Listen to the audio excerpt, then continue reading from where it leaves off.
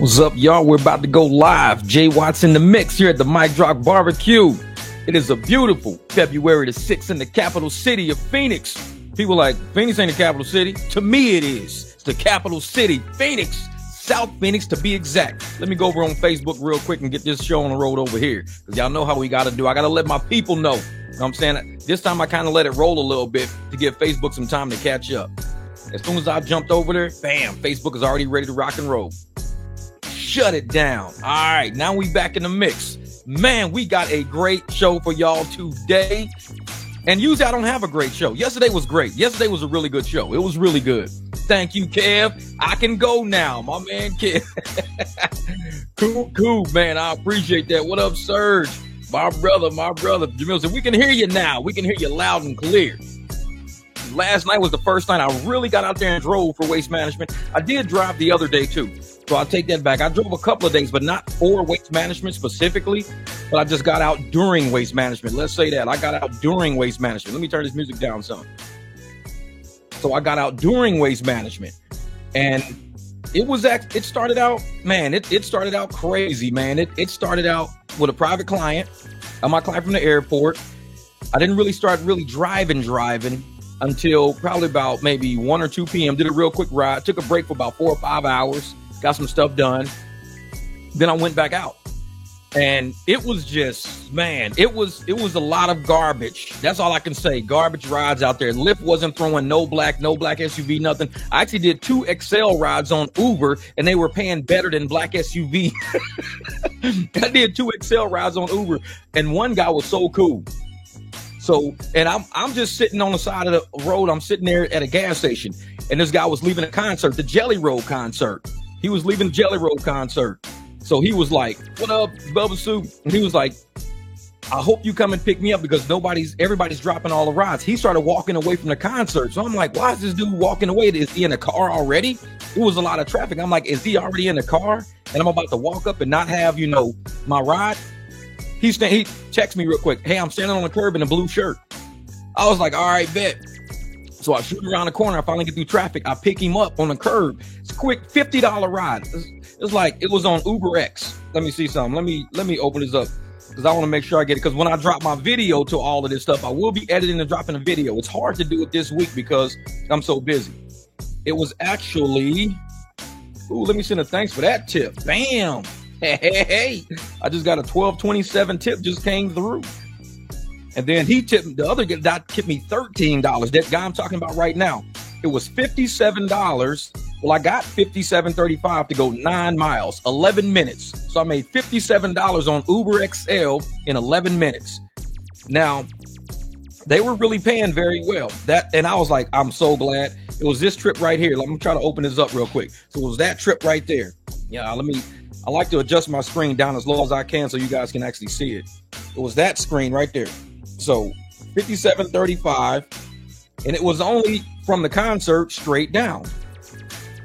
So I cruised to pick him up. Let me see. Y'all can still see it. So I cruised to pick him up, and he was like, man, I'm so glad you came and got me, man. I'm so glad you came and got me. And he was like, this is what Uber's been throwing him $3 a mile. So he was like, I'm so glad you got me. He was like, as I'm walking, he said, I already summoned my ride. As I'm walking, so many people are running up. You need a ride, cash. You need a ride, $100, cash. He's like, dude, I don't know what to do. People are just running up at me.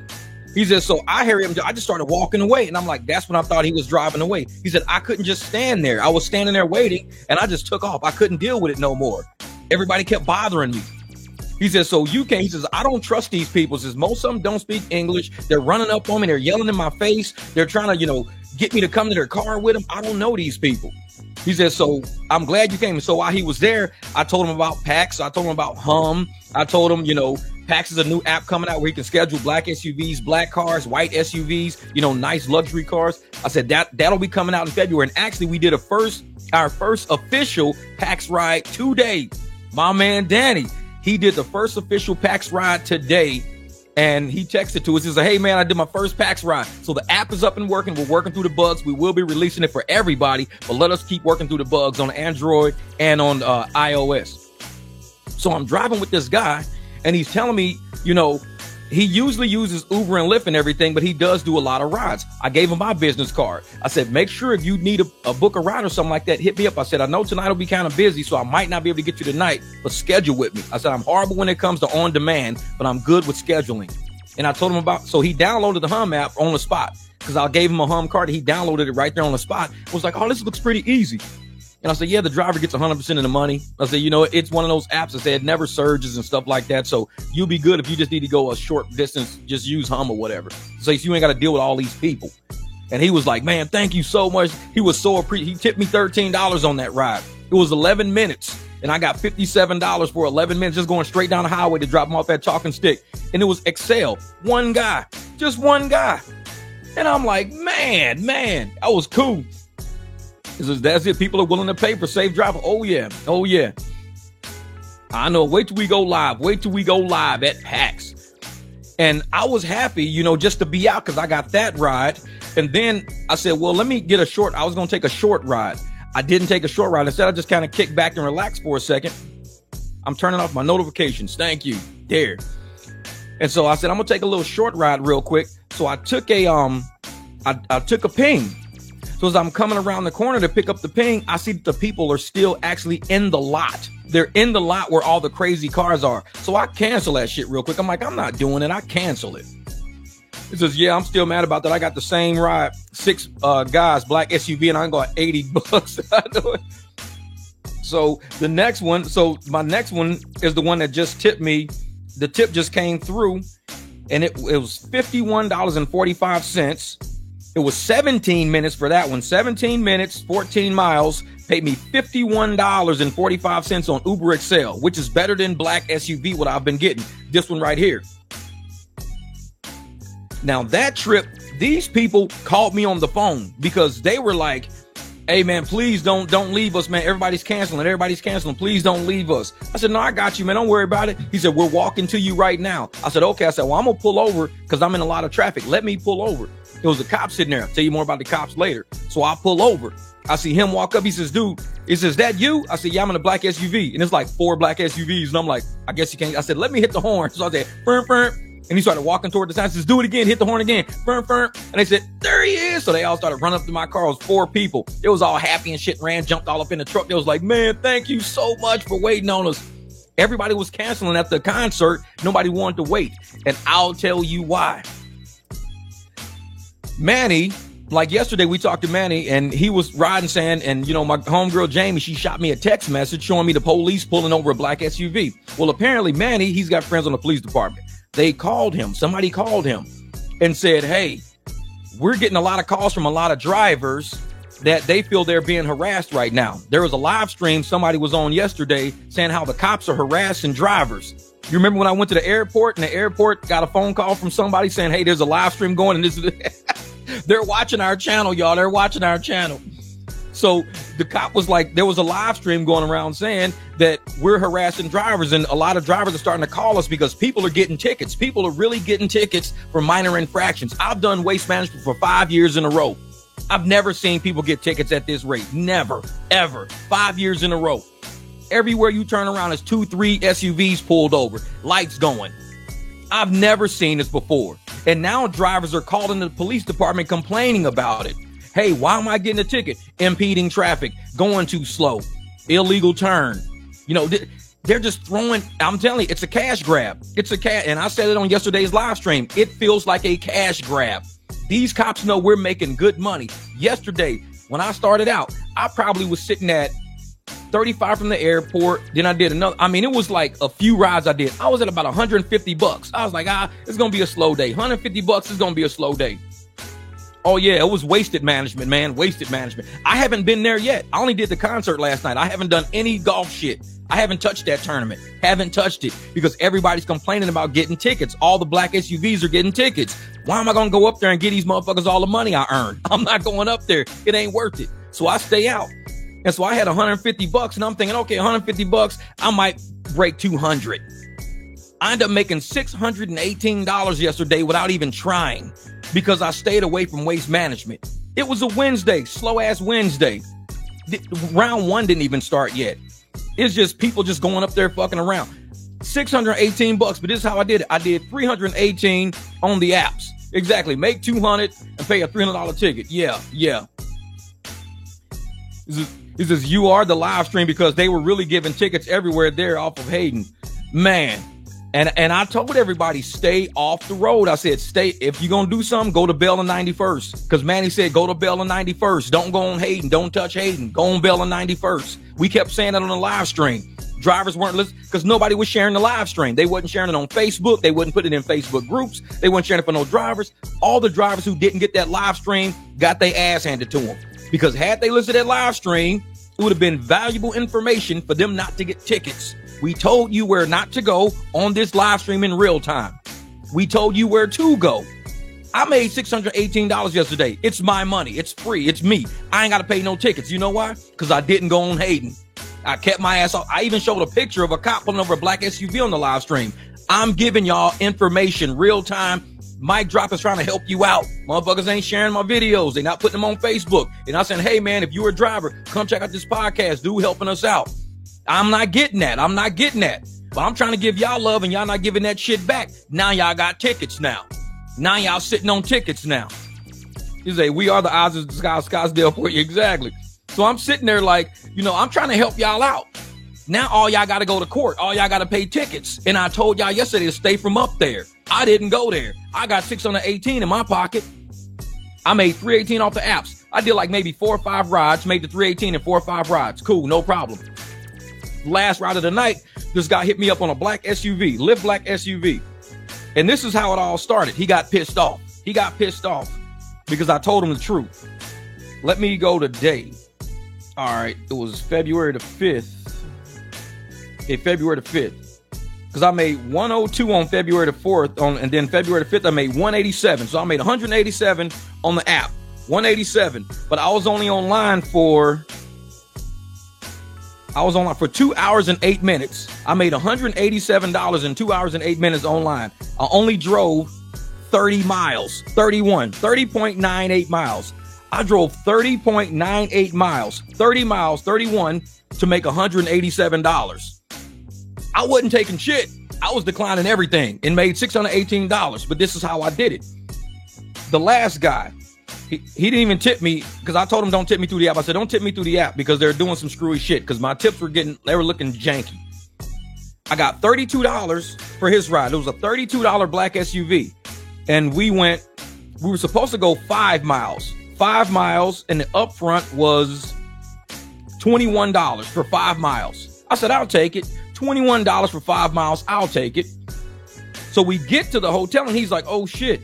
He says, I got to go back, say the lady he was looking for, because he's looking for some information. Long story short, he's looking for information. So he gets to his hotel. Can you take me back to the W? I said, I can take you back to the W. So I go all the way back to the W. And that makes it 9 miles because I went there and went back. So for 9 miles, I got $32. 26 minutes, $32. Basically $60 an hour. Horrible fucking ride. Horrible ride. $60 an hour, Waste Management. But he paid Lyft $64.83. $64.83. And I got $32.19. I got less than 50% on that black SUV. So they end up charging the hell out of him at the end. They charged the hell out of him. They charged him $64 and I got $32, $64.83 and I got $32.19. So I told him, I said, he said, can you just wait for me for a second? I said, yeah, I could wait for you, whatever. I say, but they're not going to pay me nothing. I told him that before I even saw the price. I said, they're not going to pay me nothing because Lyft, they don't pay like that. And he was like, I tell you what. And I even texted Juan Vargas and I took a picture of it. Dude gave me a $100 bill. He says, hey, man, here's $100. Just wait on me. Give me 15 minutes. I said, I just got to run here and talk to somebody. Gave me a $100 bill. I said, okay. So when he went in, I turned the app off. Because I was like, well, I'll just turn the app off. But I'm not going to do that. Turn it off. As soon as I turned it off, $32 popped up. And it said he paid $64. Exactly what I said.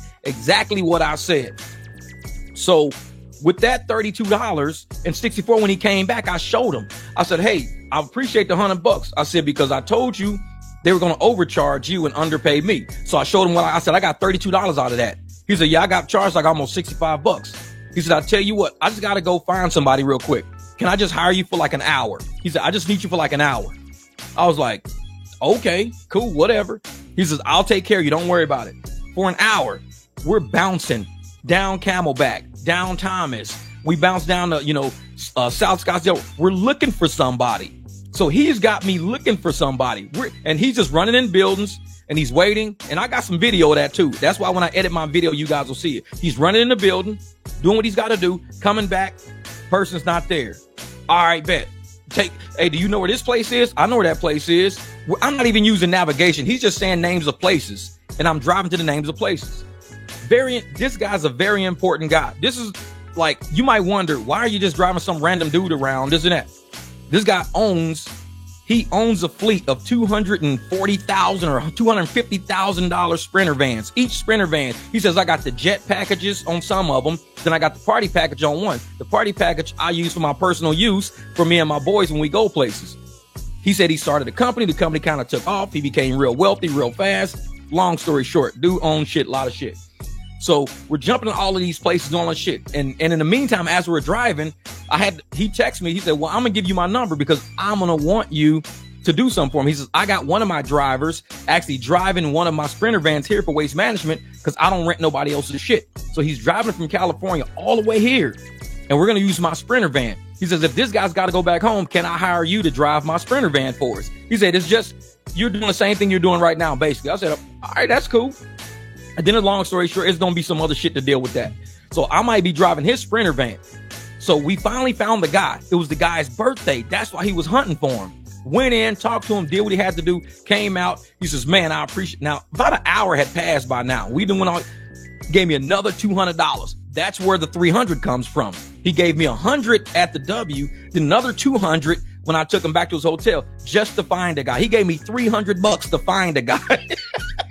So I was like, man, and that's the only way Waste Management came out good for me because I only had $318. Like I said, I drove 30 miles on Uber.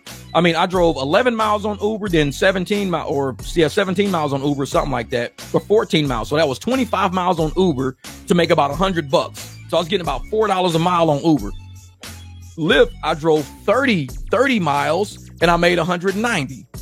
So I drove 31 miles and I made $190. So I was running about what, $30 a mile? Yeah. I was running about, no, it wasn't $30 a mile. What is that? $6 a mile, $6 a mile. So I'm running 30 because I'm thinking 30. So it was 31 miles at about a $6 a mile rate. Now, when I put gas in my truck, I said, I need to make at least like $2,000 with this gas. I still got about a half a tank of gas and I've made, let me see, because I'm basing it on gas in my tank. Half a tank of gas, and I've made 300 in cash, 35 in cash, 60 in cash. That puts me at about 400 right there. That's about 400. It's like 395, so that's about 400. Then I got 290 on the apps, so that's 290. So 400 plus 290, I'm at 690. So let's just round it up. Let's say 700. So I'm at 700 right now so far. That's Lyft, and that's the cash. Lyft and all the cash I got. Yeah, 790. Lyft and the cash I got is about 790. And then you open up Uber, because I'm telling you guys how my week is going so far, because I only drove a couple of days. And then on Uber, I got 108. So I'm at about $800 right now. So I'm at $800, and I'm at about a half a tank of gas. So, and I'm down to a half a tank. So if I can make at least $1,400 by the time, then I can make my $2,000. If I can make $1,200 for the rest of the way, I made the $2,000 I said I can make with this tank of gas. I'm only at half a tank and I'm at $800. I made $800 off of $40 basically. So the other 40 needs to get me $1,200 to $1,300. The other 40's got to get money. But I got a private client tonight at 7, so I got to get her. So that's going to be $60. And then while I'm up there, do some more driving. I got another couple of days because it's only taking me like a quarter of a tank a day. I'm only running a quarter of a tank every day, about 100 miles, 125 miles a day. So in 2 more days, I should have accumulated another $600 each night. If I could do 600 each night like I did last night with the 618, then my estimate, my little budget works out. I made 1 tank of gas, $2,200. It's possible. It's hard work though. The shit's hard work because I was out till 4 o'clock in the morning, man. I was out till 4 o'clock in the morning.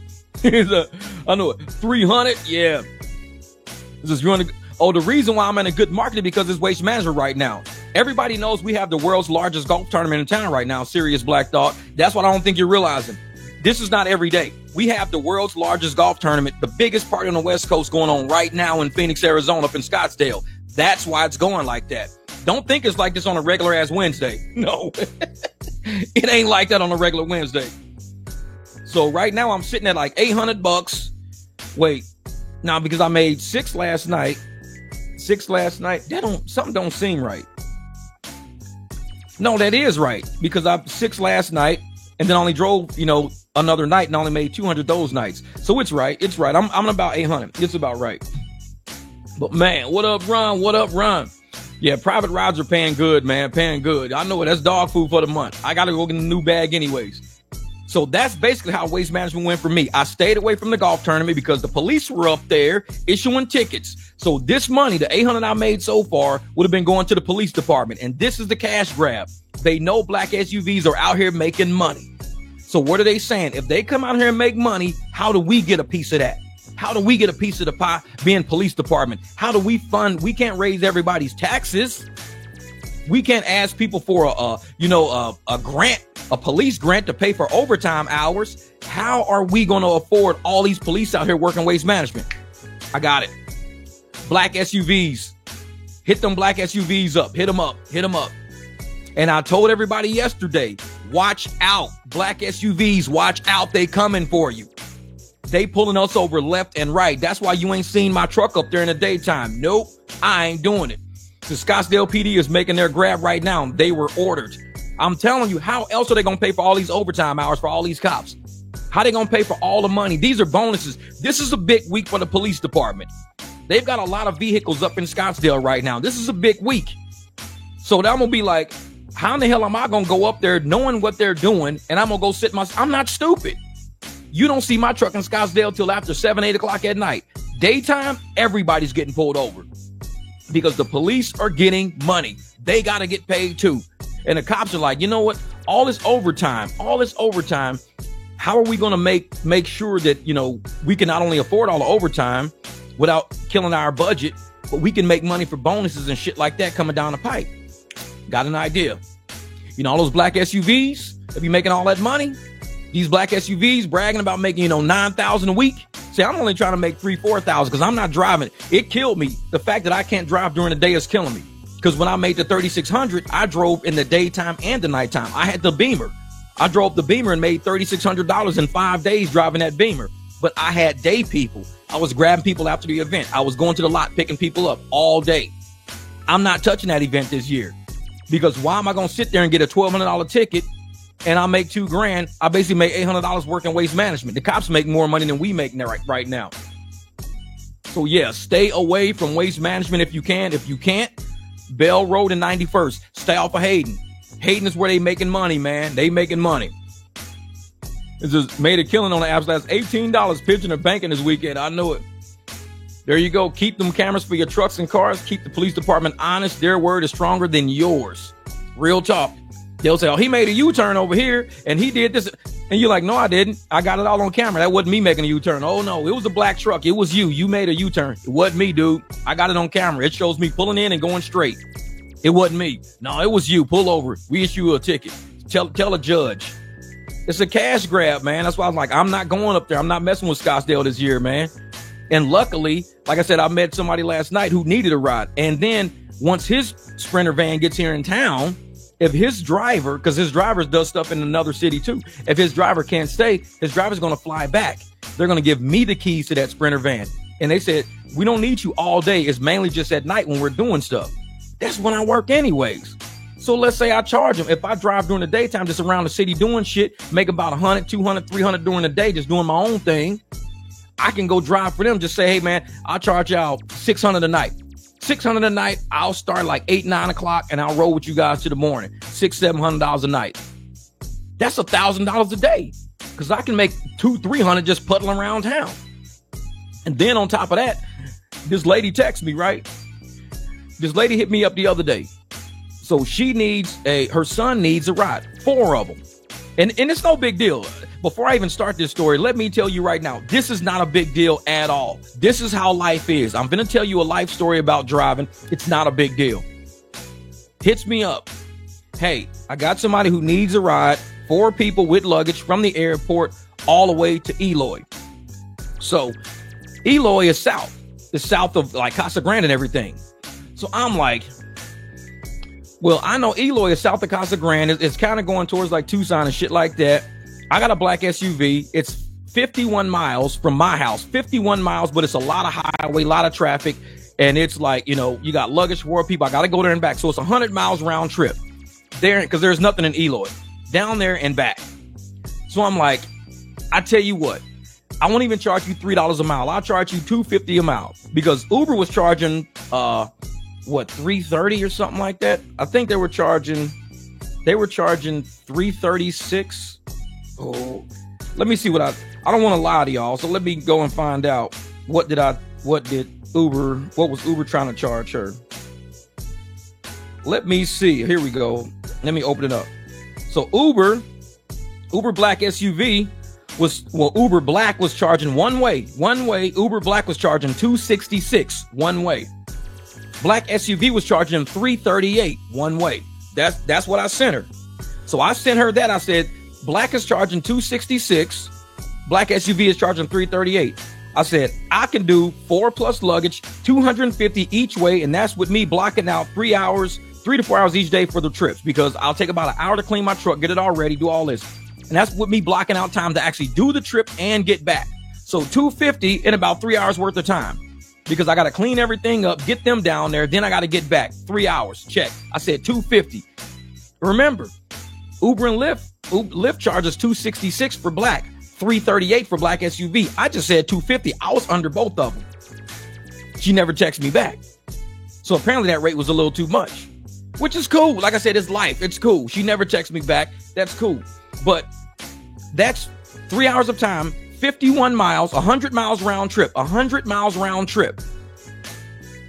About 3 hours of my time. And wait, because it's about an hour down, hour back. Yeah, about 3 hours of my time for $200, for $250. Now, remember, last night, dude gave me $300, $300 for about an hour and a half of time, $300 for an hour and a half. And I maybe drove, you see, there to there was about 4 miles. Back was 9. That was 9 miles. So, but that was Lyft. That was 32 on Lyft. Scratch that. So that 32 came off of Lyft. So I made about $330 off of them total.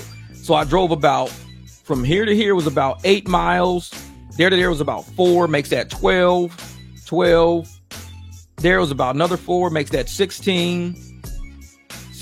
All the way back to his hotel was about 8. So I'm at 24. So 24 miles. I drove 24 miles in about an hour and a half. 24 miles, and he gave me $300 for 24 miles in an hour and a half. She won't even do $250 for 3 hours of my time. And it was an hour and a half of my time with this dude. 3 hours of my time, twice as much time, 100 miles, which are 4 times the miles, 4x the miles. And I was giving her a low rate. I said $250. I can make $300 doing a fourth of the miles and half of the time. I can make $300. So why would I fuck with this trip? No. So I didn't catch her back. Oh, you know what? If that's too much, I could do it for less. No, I can't do it for less. Fuck that. That's my price. I'm lower than Black. I'm lower than Black SUV. That's my deal. This is life. I told you it's no hard feelings, but it's my life. If you think $250 is a lot in that big black truck to go there and back, fuck it. I'll hang in my city and make $300 going in circles. I ain't got to go out of town to make money. I just go in circles to make money. So it's like, yeah, man, I don't do that, man. I don't do that. Like I said, I try to help people out the best I can, but I ain't no sucker. And there's another guy that was in my chat in the comments. He was like, oh, man, you should have took this ride. He was talking about a ride on the thing. You should have took this ride. You should have took that ride. You should have. No. The reason why I don't take shit rides is because I would have never got this $300 client last night, plus the offer to drive his shuttle bus for him, his Sprinter van for him. I would have never got that deal dealing with some low rate ass clients. You don't deal with low rate clients when you want to elevate your game. If you keep downgrading your clients, you downgrading yourself. Upgrade your clients, you upgrade yourself. The only way poor people can ever make rich people richer is through taxing the shit out of them. And I'm not trying to tax nobody. I'm not doing that. I'm giving people discounts lower than what the apps are even charging. I'm charging lower than what the apps are charging. They still saying, well, that's too much. Then you can't afford me. If I'm the lowest option out there and you still saying I'm too high, then it's you got a fucking problem. I'm the lowest option out there. Oh, you too high. No, you too broke. I can't fuck with it. I can't. So it's like I'm one of those people. Dude was in my comments. Oh man, you should have took this ride. Should have took that ride. Should have took that ride. And I'm laughing at him. I'm like, dude, you think broke. I can tell you think broke.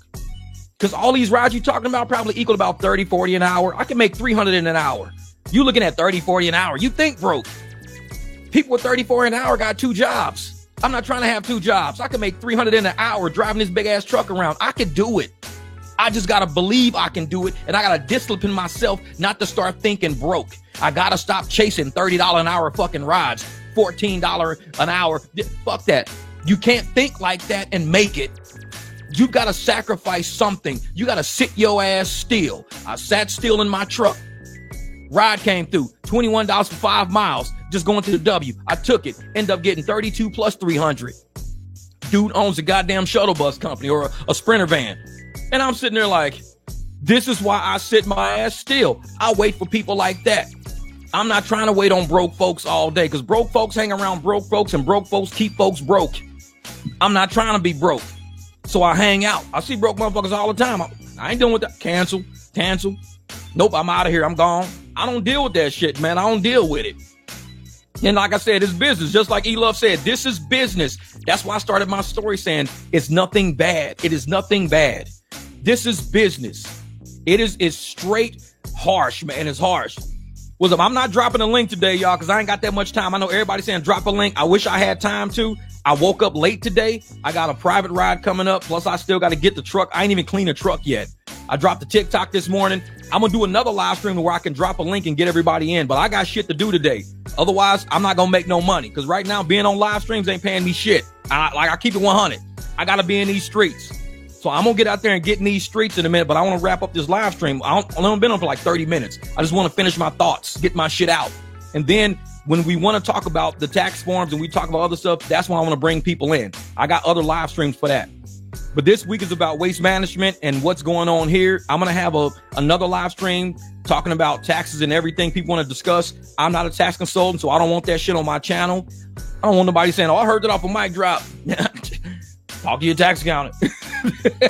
I'm big on staying away from that discussion for a reason. I'll talk politics before I talk taxes, because taxes is the shit that gets people thrown in jail. And I ain't dealing with that shit. No, I've seen motherfucking podcasters, push that advice, that tax advice shit, and they give them, I don't know, man.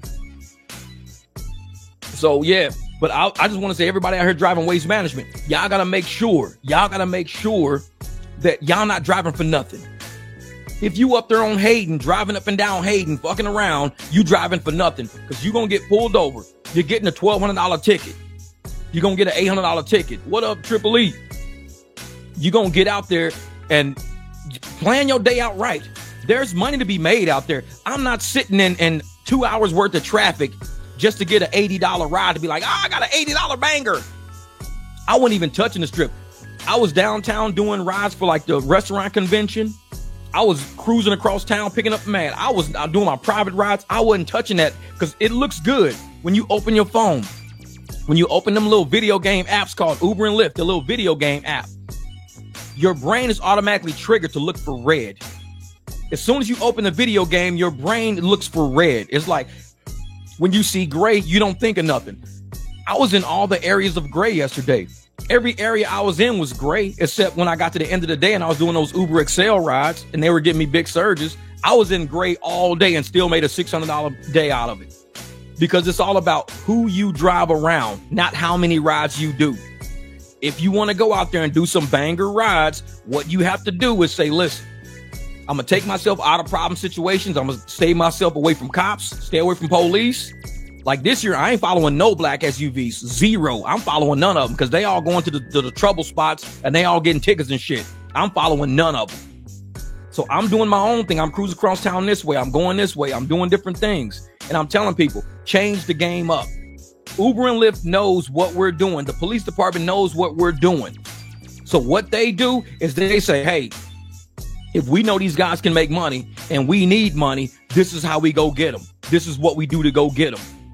Y'all got to understand, man. Y'all got to understand. It's a game out there. It's a money game. And just as much money as they put in your pocket, they will take it right back out of your pocket. So you got to be, what is they say? Hey, all right, cops are back. I'm over here. I'm seeing the cops. They're not attacking people like they were yesterday. They're out here. I'm not seeing them taking anybody. Oh, yeah, that phone call, man, that phone call. Thank you, Jamil, my brother, for the super sticker. Appreciate that, man. Appreciate. Oh, yeah. Say, and avoid the broke people. Yep. If the crowd goes left, you go right. Real. Man, we avoid the broke people because, like I said, there's money to be made out there. But just as much money as you can make at Waste Management, you can lose that through a cop's ticket. So understand, man, I may not be like, oh, yeah, I'm going to go up here and see all of this red. Look at all that red on the screen. It's a video game. It's a video game to get you to go up there. And as soon as you get up there, the cops is like, man, this is like shooting fish in a barrel. Uber throws red on the screen. All the fish come and we catch them all. Damn, this is easy. Man, this is easy. And now you driving to play catch up. And that was on Tuesday. Tuesday and Wednesday, they were doing that shit. So if Tuesday and Wednesday did it, you got to drive Thursday, Friday, Saturday, Sunday to make money back to pay for that ticket you got on Tuesday, Wednesday.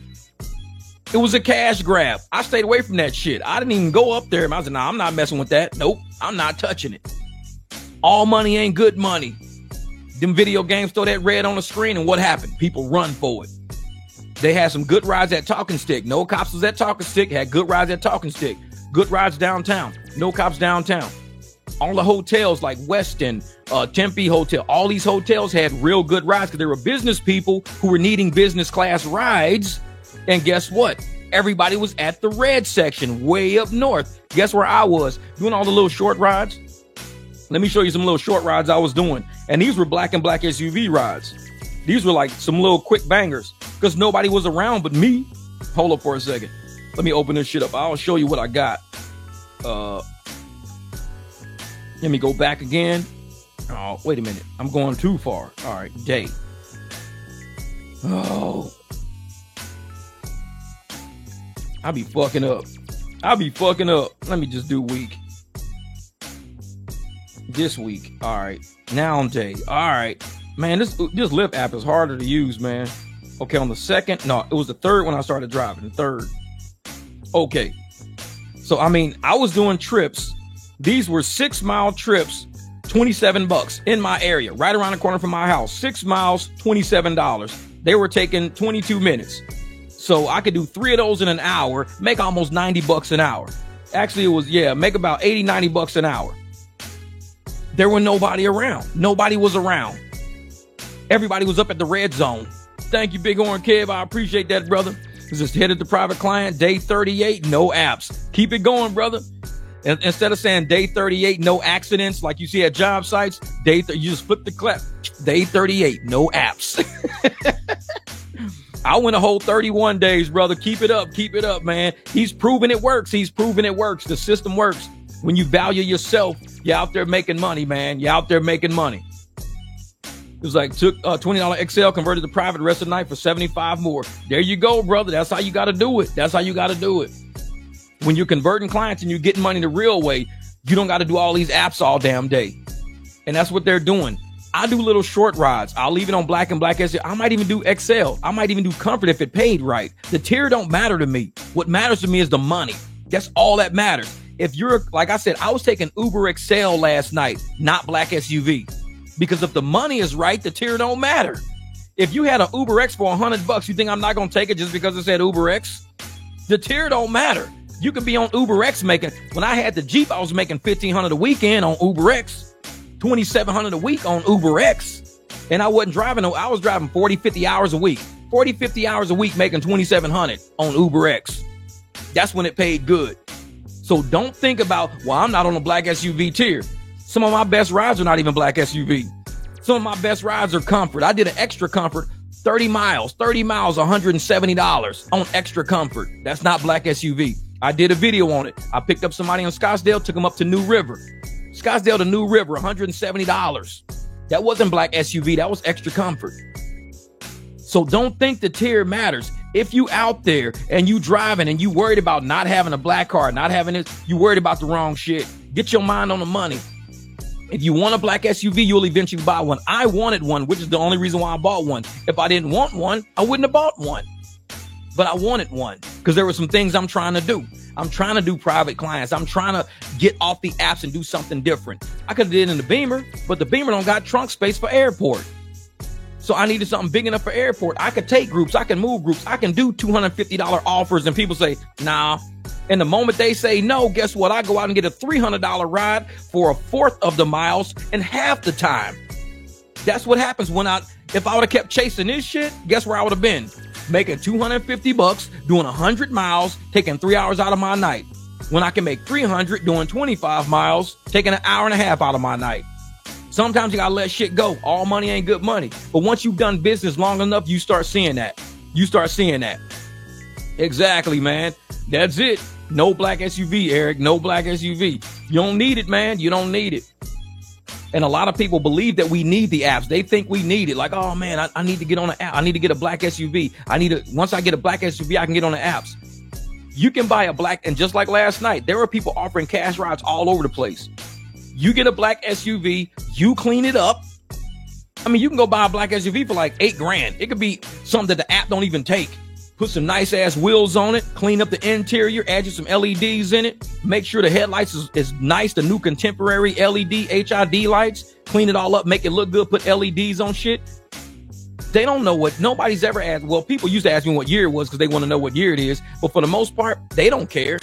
When it pulls up and it's looking clean and sharp, get in. That's it. Get in. But a lot of people don't want, hey, what year is this? Oh, no, we're looking for a 2024. Never mind. Can you cancel this ride? We're looking for a 2024. You never say no shit like that. Hey, thank you, Greg. I appreciate that, brother. You can even make money with a Prius if you market yourself enough. Real talk.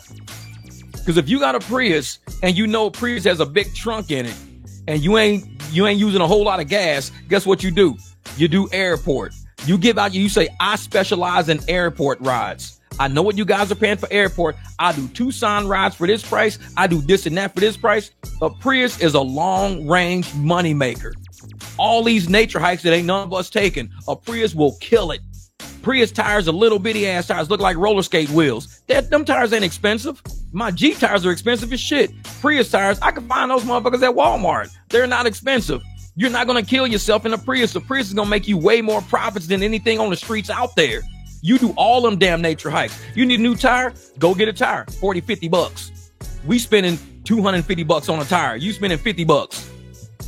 You need a oil change? Cheap. Probably 3-4 quarts. Who knows? Easy shit. A Prius is a money maker for long range trips. Anybody that's got one in their driveway and they not using it right, that's your problem. That's your problem. Get in that shit and be like, I'm giving out, all I do is airport. I just do airport all day. Hey, if you need you need me to take you over here, you need to take me over there. All long distance, all money. Oh yeah, Mikey, thank you, brother, for the super sticker. I appreciate it, brother. Oh yeah, private clients care about the driver and experience. They don't care about what year it is. They never. Moped, private ride. I know it. Like shit, you got a backpack? Jump on. I'll get you to school, kid. But yeah, man. Appreciate that, Mikey. Yeah, but I'm telling you, man, it's like if people don't understand the way to make money in this game is you make money. We've been indoctrinated by Uber and Lyft to sit around and wait on a ping. We've been indoctrinated. Wait until they pay you. You're an employee. If you're waiting for somebody to give you money, you're an employee. Sitting around waiting on a ping. I ain't gonna make no money if I don't get a ping. I'm like, shit, if I don't get a ping, I know where the people are. I don't need a ping.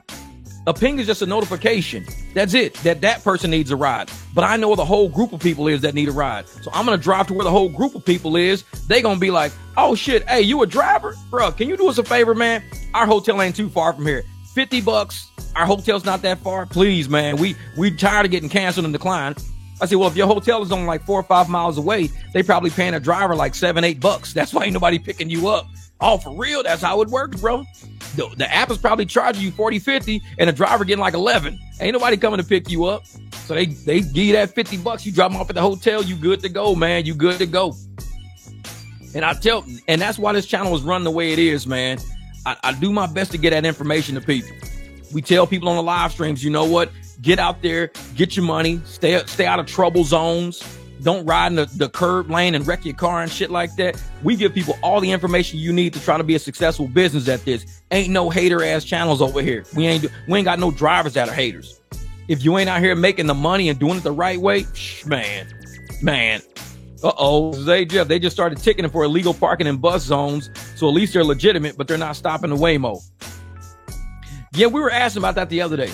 Can rideshare drivers pick up in a bus zone? Well, I see when I was up there last night for the concert, I saw they were saying buses this way. It kept saying buses this way, buses this way. So I just kept driving past until I saw something that says rideshare. When it said rideshare, that's when I turned the corner. I said, okay, it must be down here. But the person was like deep in the crowd, so I just canceled him. I said, nope, I ain't doing that shit. Nope. I said, Jeff, when I deleted the Uber app off my phone, there's some type of app that was deleted with the Uber app. I wonder what that is.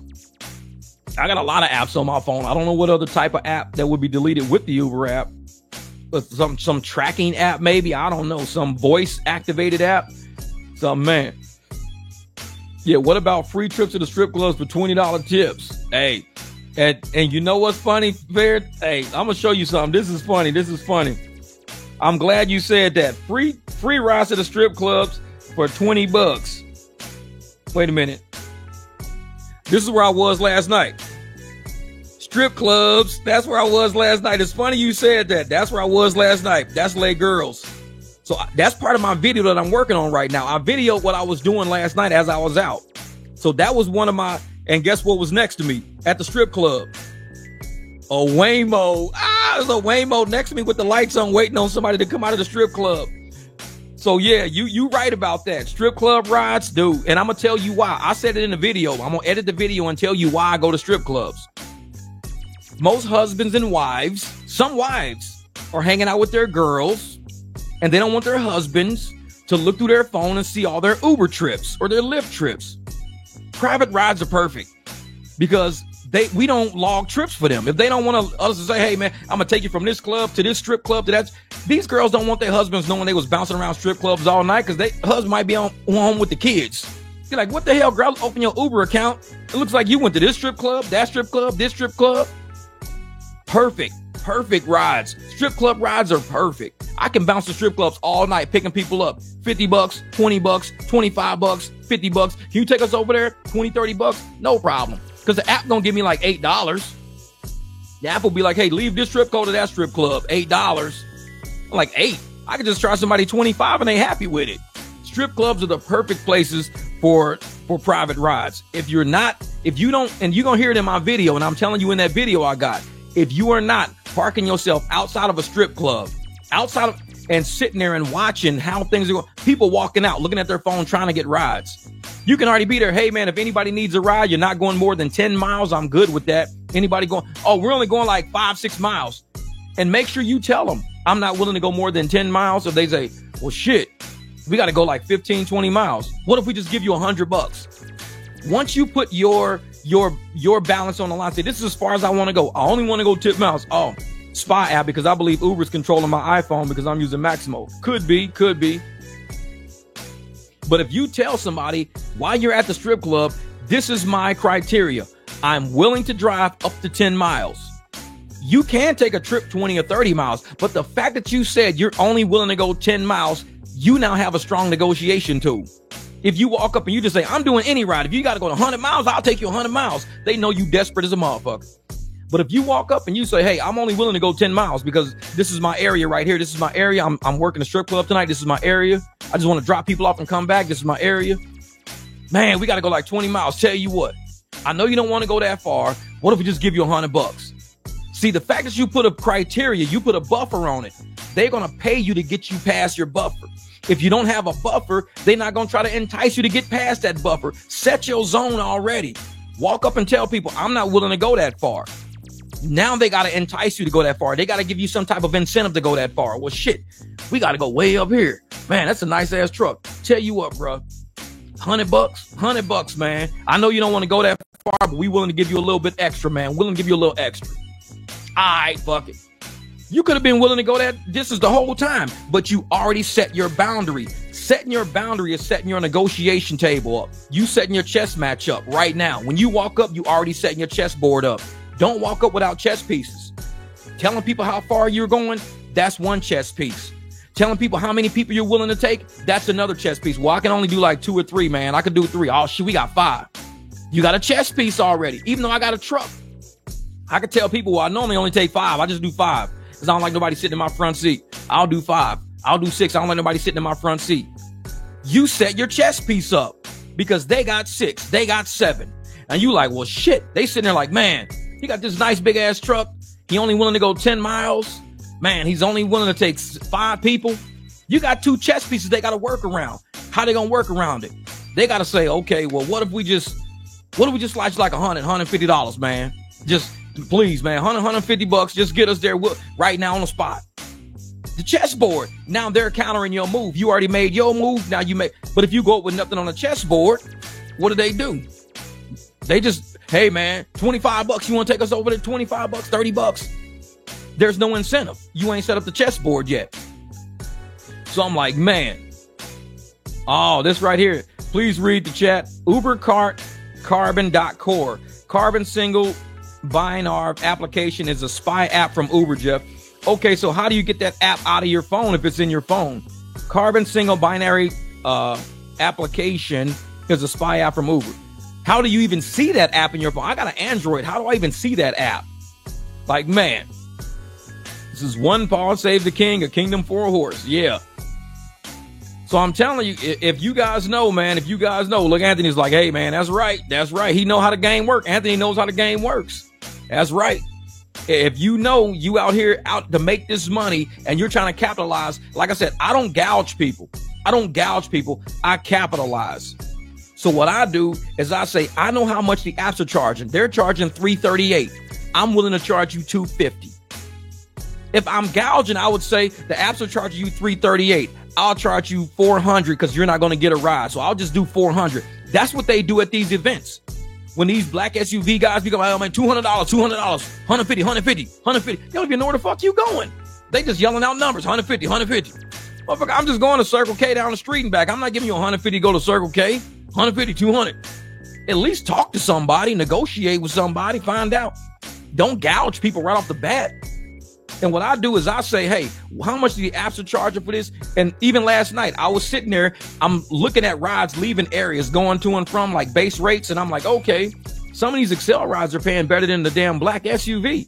So I turned it on Uber. I said, well, I'm just going to drive Uber then. Because if Lyft ain't giving me shit good, I'm just turning on Uber. So I turned it on Uber, got 2 bangers out of it. I was like, oh shit, that's what's up.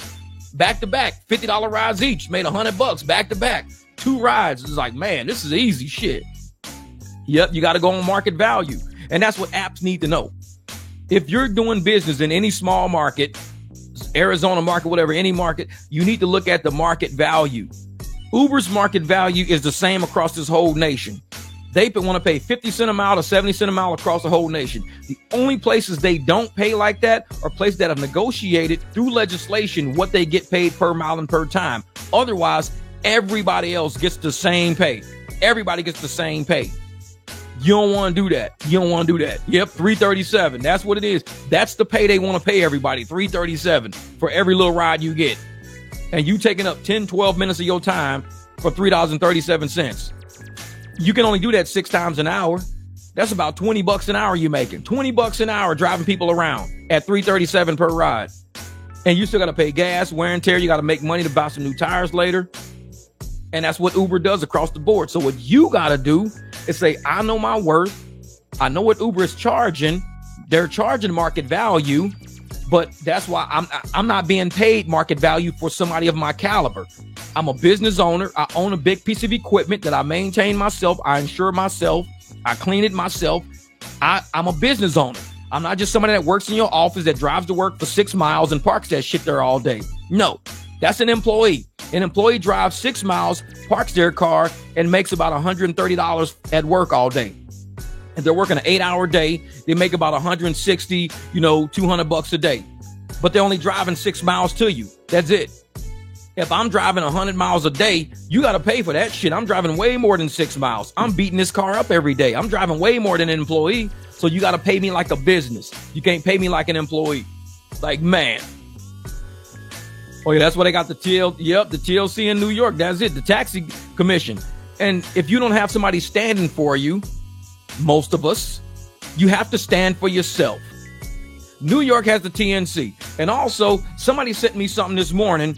I'm gonna show you something this morning. Somebody sent me some. Who sent me some? Wait a minute. Let me go through here. Oh yeah, Matt, my man, Matt Alexander. Now I didn't get back to you, Matt, because when I wake up, I don't really text nobody back. I don't really fuck with nobody when I wake up. So I got this when I woke up. It was at 8:24 in the morning. I woke up about 10 o'clock. I don't text nobody when I wake up. I wake up, I brush my teeth, I shave, I shower, I eat, I fuck with the dogs. I don't mess with my phone, but I saw your text message. So I wasn't ignoring you. I'm systematic. I just don't fuck with people when I wake up, but I appreciate the text message, man. Thank you for sending me this. When I get to it, I'll get to it. But Matt said, hey, I hope this message find you well. I wanted you may want to see the latest bull that Lyft is trying to pull into New York in case you don't want to do a video, in case you want to do a video on it. It's up to you. I blacked out the guy's name for privacy as this was another driver, but he got it. And it said, this happened yesterday at Lyft in New York City. I wrote a letter to the company. Below is the answer, which is not clear at all. Hello, blackout name. Like, this is the letter. I'm reading you the actual letter right here. That's the letter. Wait, damn it. So this is the letter I'm about to read to you right here. But I'm going to make the screen a little brighter so I can see it better.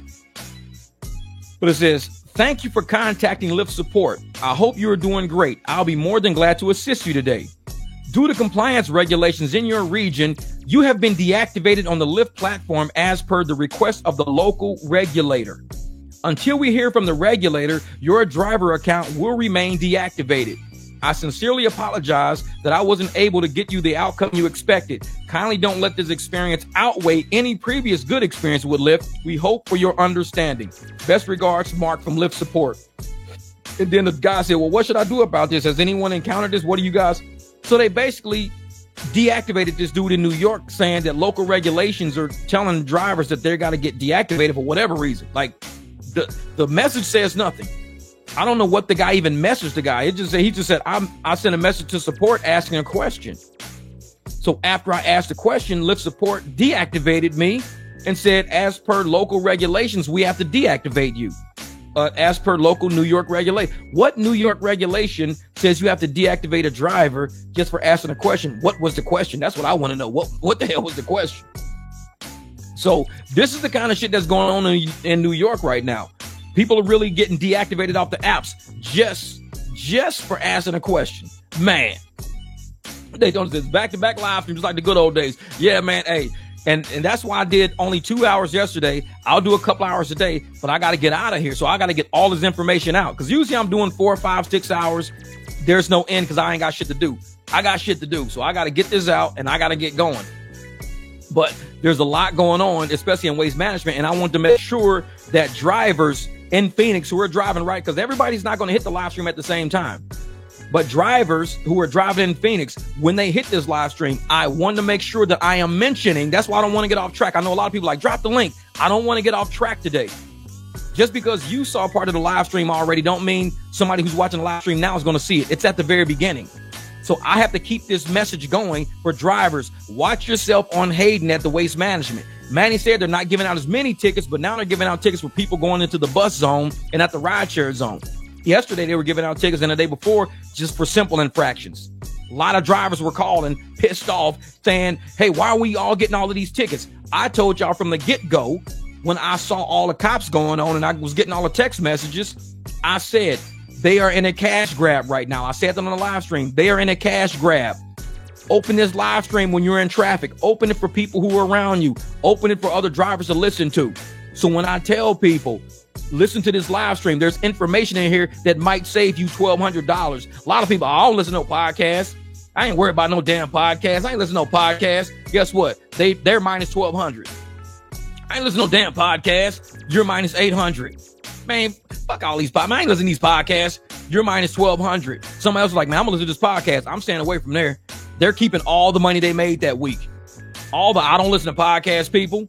Guess what? You're minus 1,200.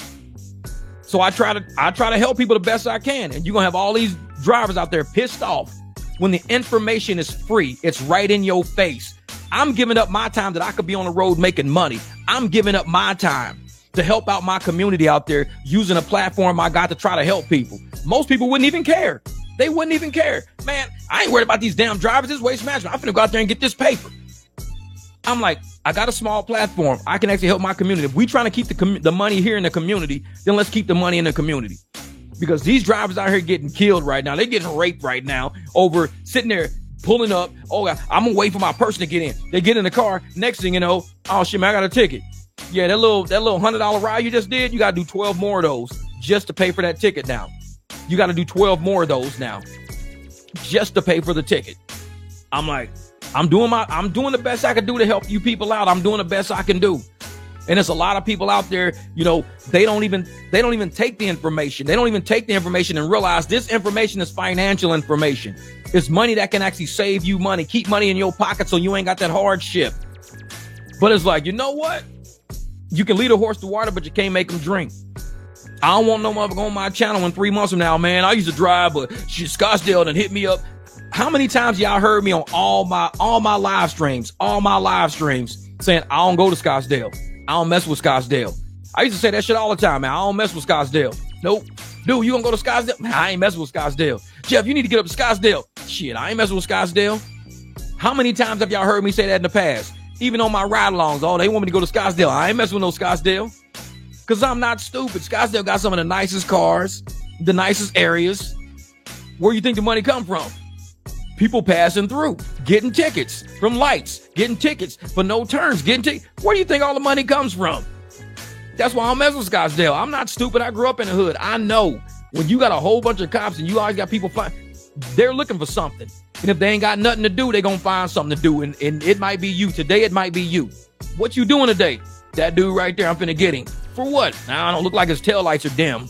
Let's go pull him over. Let's search his car. Now, don't mess with Scottsdale. And I dropped this live stream yesterday, and I try to warn everybody out there. If you want to keep money in your pocket, listen to the live stream. And I repeat it through the live stream, like I said, because not everybody's going to listen from the very beginning and play catch up. They're going to jump on right now. I watch live streams all the time. And I don't like when a live stream, it's not that I don't like. I guess a lot of live streamers out there don't have the wherewithal. They think everybody at the beginning are the same people at the end, or everybody at the end been here the whole time. People jump in and out of live streams. So be okay with repeating some of the hot topics. Be okay with saying something else again. You can always cut it out and make a video later of something else. But be okay with repeating something to make sure the new people that came in at least got the most important part of why you even here. So it's like, I'll talk about, stay away from Hayden. Make sure you're up on Bell and 91st Avenue. Don't drive down the bus area if you're doing waste management pickups. Go to the rideshare area because they're issuing tickets. It's a cash grab up there. People are calling the police department pissed off and everything. I'll mention that a few times during this live stream because I'm staying on track. When I started this live stream, when I start most of my live streams, especially when they're the short ones, I got to keep it on track. And I know I'm one of the only podcasters out there that actually drops a link and lets people on. I can't do that every time because then my live streams are all over the fucking place. I'm one of the only podcasters that anybody comes to on their channel and says, hey, drop a link. There's no other podcast you guys go to and do that to because ain't nobody like that. I'm the only one like that. So no disrespect, but some days I can't be like that because there's a reason why I'm here. If I'm here because I'm like, and like I said, how's waste management going? I'm telling people about waste management. And everybody who was here in the beginning are not here right now. Everybody who's here right now, we're not here in the beginning. So I got to let people know. I got to keep this information together. And hopefully, the chat is enjoying the chat and having conversation and doing shit like this and that, even if I am repeating a similar topic. I mean, y'all can have conversation in the chat. But my whole thing is letting people know, do not let rideshare break you. Financially, it will break you. If you don't have repairs, you're going to get tickets. I can't tell you the last time I had a ticket in rideshare. I can't tell. I mean, when I had the Jeep, I think I got a ticket in the Jeep like 2-3 years ago. No, that was like 2020. I got a ticket in 2020 in the Jeep. So it's been 5 years since I had a ticket. 2020, I was driving and one of them lights up on Lincoln got me. And so what did I tell everybody? I said, I'm staying on the Paradise Valley. You never see my truck in Paradise Valley. You never see me going to Paradise Valley because whatever money I'm making in Paradise Valley is going to stay in Paradise Valley because the police are going to get me. So I don't go to Paradise Valley. I just don't mess with them up there. Nope. Go to Scottsdale. Nope, I don't go to Scottsdale. Why? I'd rather just hang out in Phoenix. I live in Phoenix. I hang out in Phoenix. Phoenix know me. I've been pulled over like 2 or 3 times by Tempe. Tempe be like, Jeff, you can't do a U-turn like that. I'm like, bro, it's like 3 o'clock in the morning. Ain't no other cars out here. They just be stopping me just to see who I am sometimes. I'm like, and I was in a Beamer. I'm U-turning everywhere in that damn Beamer. They throw their lights on. I pull over in Circle K. They come up behind me. Jeff, stop doing that. I'm like, bro, ain't nobody out here. It's just me.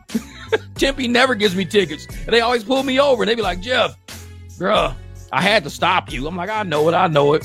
He's like, dude, do me a favor. If you're going to do something, go into a lot, turn around, and then come back. I'm like, okay, I'll do that. But there ain't nobody out here, bro. It's me. So if I'm on the moon and I'm speeding on the moon, you going to give me a speeding ticket? I'm the only person on the moon. Ain't nobody else on the moon. Jeff, you going more than 65 miles an hour. Ain't nobody else on the moon. It's just me. When I'm out at night, ain't nobody out there. It's just me. I'll be on the street. You don't see another car for a whole mile. What the hell I got to worry about other cars for? I'm a U-turn right here. Ain't nobody else around here but me. Yo, all of a sudden the police come out of nowhere. Weird. I was like, they're like, Jeff, stop doing that. I'm like, okay. It's like, man, what? Wait a minute. Now Uber is saying avoid tickets. Wait, I'm telling y'all, they're watching this channel. Uber's watching this channel. Lyft's watching this channel because they know I got a big mouth. They know that shit. I'm going to tell the truth out there, man. I'm going to tell the truth out there. Like when I was at the airport and I'm doing a live stream from the airport and we're talking about PAX and we all having fun, having a good time. What happened? They sent the police in to kick me out. They sent security to kick me out of the airport. I ain't never been kicked out of the airport. Ever.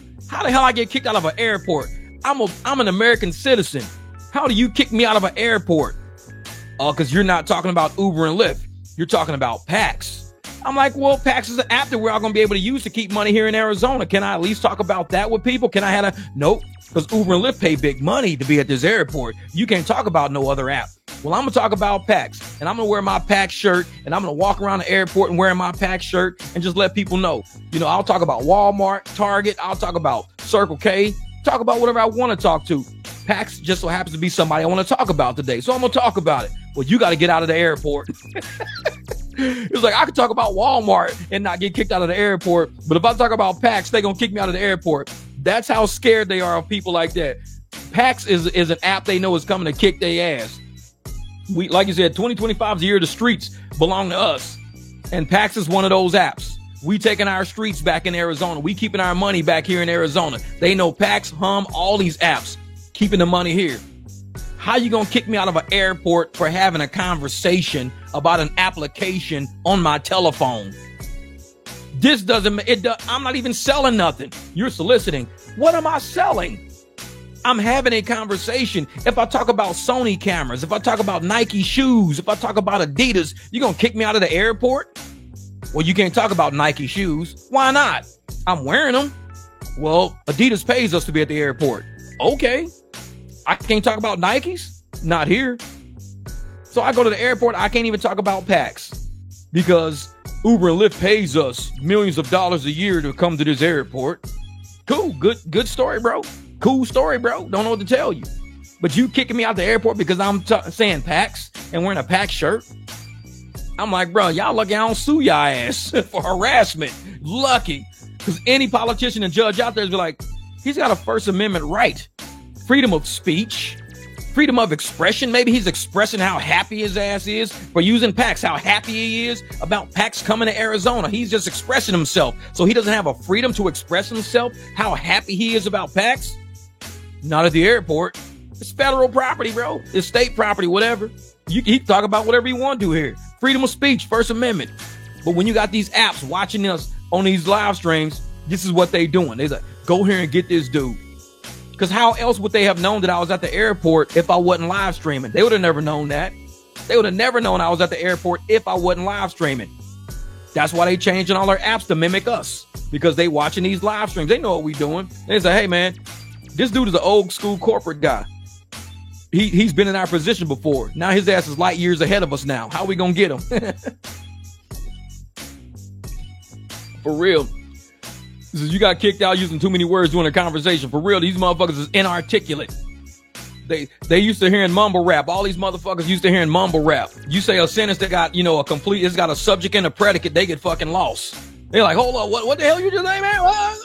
Motherfucker, I said something, it encourages a main idea. It's got a subject, a predicate, it's a verb involved. There's a couple of adverbs, there's some adjectives involved in there. You got a prepositional phrase in there. You got all kind of shit in this sentence. It's too much for me, bro. I can't do grammar. I can't. It's like shit.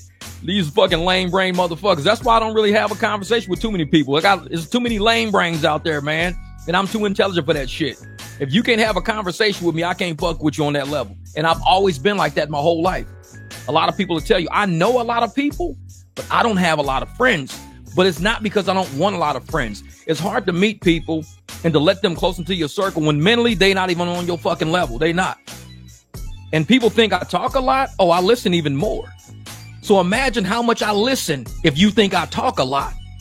I listen way more than I talk. And I talk a lot. So imagine all the shit I know that I ain't even said yet. Like my mom used to always say, don't ever tell everybody everything. You tell everybody everything, how you gonna make your chess moves against them? I listen way more than I talk, and I talk a whole lot. So imagine all the shit I know that I got right here. I ain't even told nobody yet. Shit I ain't even dropped yet. Like I said, motherfuckers call me like I'm a walking clickbait. You think I clickbaited y'all about being kicked off a lift? Imagine when I clickbait you in real life, when you think, well, I never knew Jeff knew that. He ain't never told you. That ain't it's not the fact that he didn't know it. He just didn't tell you he knew it. Motherfucker heard that a long time ago. He just never told you. Tell you, I can clickbait a motherfucker real quick. And that's why people they wonder why, especially some of the women I've dated before, whatever, they upset. Well, I don't want to say they get upset, but they probably wonder, why don't Jeff, like most guys, like when a guy and a girl split, the guy kind of chases the girl. Like, hey, baby, I want you back. I want you back. And I'm more like, I don't give a fuck about you because there's other shit that I might know that I ain't even told you. And you're like, how come Jeff ain't chasing me? Apparently there's something he knows that he don't even want to fuck with you like that. And it's like, I ain't got to tell you everything. There's things that I know. I'm waiting to play that chess card, that chess piece. The day you fuck with me is the day I play that chess piece. And you're going to be like, well, shit, I didn't even know you knew that. Because see, you think I'm talking a lot, but I'm really listening to all the shit, and actions speak louder than words. So when you think I'm listening to your words, I'm listening to your actions, because actions speak louder than words. There's a lot of shit I know that I don't even say nothing about. People I've rolled with before wonder why I don't roll with them no more. Why don't you roll with us no more, man?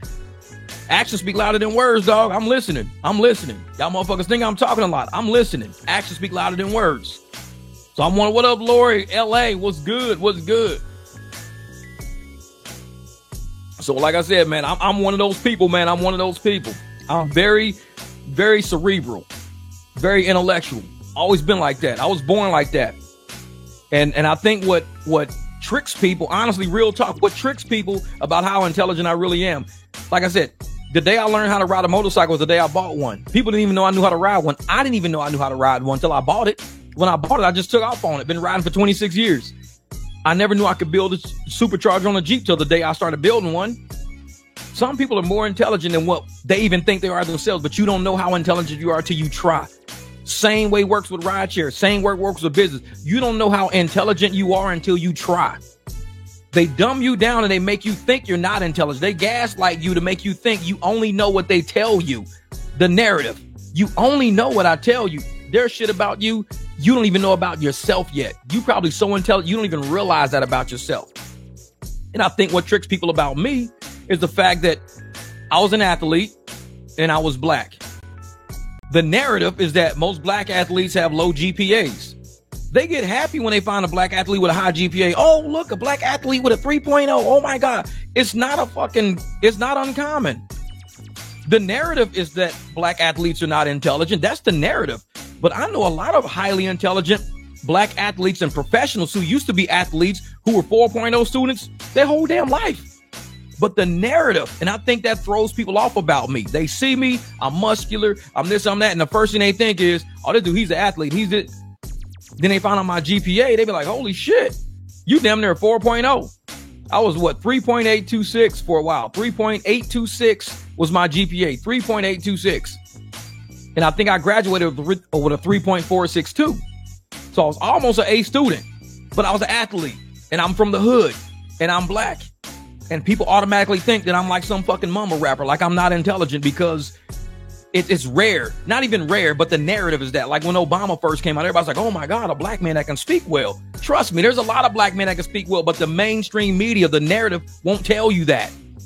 They're going to feed you a narrative that's opposite of what the truth really is, because it's controlling how you think. So when I meet people and I tell people, oh yeah, they say, well, what else do you do? What else do you do? This is it. I just drive. I drive. I'm a very intelligent financial person, So I don't have to have 2 and 3 jobs to make it. When you know how to handle money and you know how to budget money, when you know how to be disciplined with money, you don't need 2 and 3 jobs. You live within your means. Live within your means. And I'm sitting there. So Trump says you're a DEI hire, Jay Watts. Well, the only way I would be a DEI hire, real talk, is DEI is not always based on skin color. It's based on intellectual level. If you're an idiot, you shouldn't have the job just because you're a woman. If you're an idiot, you shouldn't have the job just because you're black. That would make you a DEI hire. Every job I got, I interviewed for it. And trust me, I know how to interview because I've interviewed people and know how interview goes. I've seen bad interviews. Have you ever heard Kamala Harris speak on an interview? It was so bad, they had to clip her interview up in sections and put different answers to different questions with other questions and answers to make her seem intelligent. I've seen some bad interviews. When I interview with people, oh, trust me. When I walk out, I already know I got the job. I already know. I'm like, who are you going to find that can interview an accounting position in the way I just interviewed? Who you going to find? You're going to find somebody who's a hermit, who sits at home with like 8 cats and 3 fucking dogs, who can't speak to a person without looking at their shoes and shit. That's who you're going to get next. Then you're going to get me. Everybody say, dude, you don't seem like no accountant. Accountants, you don't seem like no accountant, bro. I just can't see you being an accountant. Like with an accounting degree, like you went through all the accounting programs in school, went through all the grad classes and shit, and they gave you an accounting degree for how smart you are. Yep, they gave me one. Yep, I earned that shit. But when you see me in the streets, you'd probably think because I'm black, I don't deserve the job because you've never talked to me before. You don't know who I am. I just so happen to be born to 2 black parents. That's it. You have no idea what's in here, though. All you see is this. You see muscles, you see black skin, you see an athlete, but you have no idea what's up here until you sit down and you talk to me. When you're DEI, you look on the outside, not the inside. That's DEI. When you're a true quality person, you look on the inside and you see what this person is, what they've accomplished, what they've done. You don't even look at who they are. If you saw my resume, said Jeff Watts, Drake University, Des Moines, Iowa, first thing you're thinking of is a white dude. Jeff Watts. That's a white dude's name. I walk in the building. Damn, that's Jeff Watts? Yeah. This big old muscle-bound motherfucker dude with the bald head. That's our accountant now? Yeah, that's your accountant now. I was against DEI. I was the exact opposite of DEI. Everywhere I went, I surprised the shit out of people, and I know it. I would sit in lobbies waiting on interviews, and people would walk in and be like, Jeff Watts, they look right past me. Jeff Watts? I'd be like, oh, yeah, I'm right here. They, oh, shit, okay. Hey, come on. Yeah, Ralph's ready to see you. They ain't even thinking. Jeff Watts, the black dude? This dude? It's like, that's Jeff Watts. We looking for some white dude from Iowa. Like, Jeff, hey, Jeffy. Motherfucker, no, it's me. Like, oh, shit. It's Tyrone. He wants a job here. It's like real shit. Like I said, I keep it 100, man. I know how shit really is in the real world. I've never been politically correct. I've always been 100 and straight up. If people can't take it, not my fucking problem. Go somewhere else. But I'm going to give it how it should be given. I'm not going to sugarcoat shit and pretend that it's not what it is. I know people didn't look at me at any initial because when they see me, they don't assume that I'm a Jeff Watts from Iowa. They don't see that. But after they interview me and shit and I walk out the building, they damn near found their best friend. They clapping and, man, you know what? Is there any way you can come back later today for like an interview? No, I can come back later today for an interview. Yeah, because we want to do your second interview today. We really want to fill this position and we want to get you before somebody else gets you, motherfucker. Because if you interview anywhere else, they probably hire you on a fucking spot. Can you come back later today? I can come back later today. I'm good with that. No problem. He says, you're not DEI, Jeff. Your president says you are. But that's the thing, Porfino. Why would he say that I'm DEI? He's never met me before. Why would Trump say that I'm DEI and he's never met me before? Think about it. maybe you're trying to say that you think that he'll say that because you see me as a black man. So you're trying to put you're trying to put your feelings on Trump because you see me as a black man and you don't see me as valuable. You think Trump will say that about me. That's what you think. Even though you know me, and you still think Trump's going to say I'm DEI, even though you know I'm qualified because you've been on my channel and you know I'm qualified. You think Trump would look at me, see my qualifications and not hire me, but only hire me because I'm black, even though you know me. So you're trying to push the narrative that Trump's racist by saying some shit to me that don't even matter because you know me. You know I'm quality. If I wasn't quality, you could say that statement. If I was not a quality person, don't even say black man. If I wasn't a quality person, you could say that statement right there and really hold on to it. But the fact that you know I'm quality, you know that if Trump hired me, if Trump met me and hired me, he would know that I was quality because you know I'm quality. But the fact that you're trying to call me a DEI hire means you think I'm a fucking unqualified person. You think that because you know me. It's like, this shit don't make sense, dog. You basically telling me that you are who you think Trump is. You are that way already. I'm reading your comment. And bro, I see right through. I'm a chess player, dog. I read right through your shit. The fact that you know I'm quality, it'd be different if I was unqualified. And I said, I want to go be an accountant that works for the government. And you would say, oh, Trump don't think you just a DEI hire. Why? Because you see me as a black man, a qualified man, period. I'm sitting here. You know me. So you should be like, man, Trump would see you as a great hire, Jeff. He would sit down and talk to you and chat with you. He would see you as a great hire, Jeff.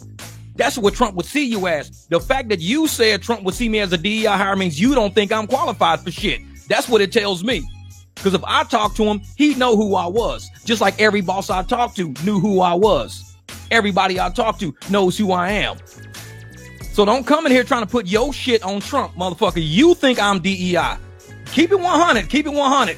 You think I'm not qualified. Don't put that shit on Trump. Trump ain't even met me, but you did. You know me. Don't try that shit on me, man. I'm real with it. Because I ain't never walked up to nobody I even know and said, hey, man, Trump will think you DEI. I only know quality motherfuckers, so I'll know. If he talked to Trump, Trump's going to hire you, not because you're unqualified and don't know what the hell you're talking about. He's going to say you're experienced. You knocked the interview out the park. You jammed at it. And you just so happen to be born to two black parents. Cool. I got you. Come on in. That's what I think Trump would say. That's what I think it would say. See, he don't surround himself with best people and yes people. No, I doubt that. I think Trump surrounds himself with people that's going in the direction that he's thinking. Why would you ever put somebody on your team that's not going in your direction? Why am I going to hand the ball to the running back when the running back got the other fucking color jersey on? Why would I do that? If I want a running back to be on my squad, we got on white jerseys playing against black jerseys. Why would I give the ball to somebody with a black jersey? They're going to go score the other way. So don't think it's just understand sports, dog. We're all sports people. So if you ain't on my team, you ain't trying to score the same touchdown I'm trying to score, get the same amount of points I'm trying to get, I probably can't fuck with you. And that's not being a yes person. That's knowing my vision and saying, I envision us scoring. And you say, well, I don't think we should beat that team. I feel sorry for that team. We shouldn't win. We should let them win. No, then you go play on that team then. You go play on that team. To hear all voices of the people, bruh, 100% of the time you can't make 100% of the people happy. The fact that you said all, you know, because you learned in 5th grade, any statement that used the word all or always, no, never. If you use those 3 words in any statement, all, always, or ever, it's 100% false. It's guaranteed to be a false statement. You cannot say to hear all people, all the voices of all people. It's a false statement. There's no way you can hear everybody. You can't hear everybody. Dude, that's a false statement, Rob. You learned that shit in 5th grade when you taking your true false shit. When you see the word all in the statement, it's automatically false. Never, it's automatically false. Always, it's automatically false. That's 5th grade shit right there.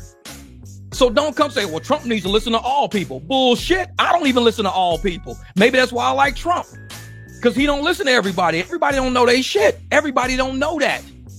So I say, no, I will listen to some of y'all, not all of y'all. Because all of y'all ain't going in the same direction I'm going. All of y'all don't have 700 credit scores. All of y'all don't have, great financial discipline. All of y'all don't raise y'all kids right. I can't listen to all people. I can't. Sorry. That's 100% false. I'm not doing that shit. So what do? You lean towards people who are going in your direction. You lean towards people who are saying, I'm trying to elevate. Somebody might say, I'm not trying to elevate. I'm comfortable where I'm at. Don't listen to that person. They just told you they're not trying to elevate. They're comfortable where they at. The voices of all people. We got people in this country right now who comfortable living on welfare, who comfortable with EBT. They comfortable. They don't want to do nothing other than that. Do you think I should listen to that person when it comes to financial discipline? I mean, you a smart motherfucker. I'm glad he asked this because people are seeing like the thought processes out there of most of the Democrat parties. If somebody on EBT with bad credit is telling me they want to run my business, I'm going to look at their house first. There's probably somebody I'm not going to fuck with. Not in the financial sense. Not in the financial sense. I'm not doing that. I'm going to tell somebody, well, am I free around 5 p.m.?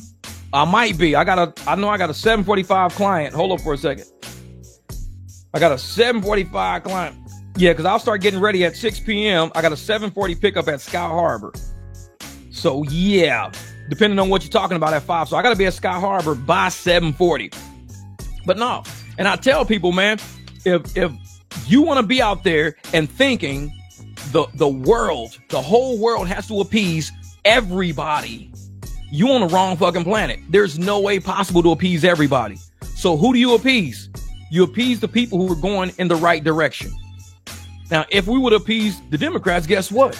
We wouldn't be uncovering USAID right now. I'm loving this shit. I'm loving the uncovering of USAID. I'm loving this right now.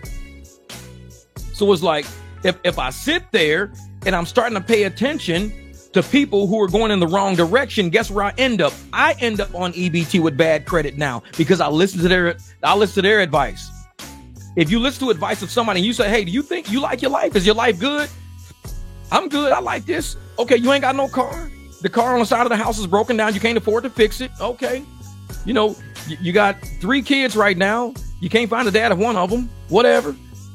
And you want to sit there and tell me that you want me to live like you. You want me to live like you, like real shit. Why do you think they got self-help books out? Because some motherfuckers need to help themselves. Some people need to help themselves. That's why they got a self-help section. You need to help yourself.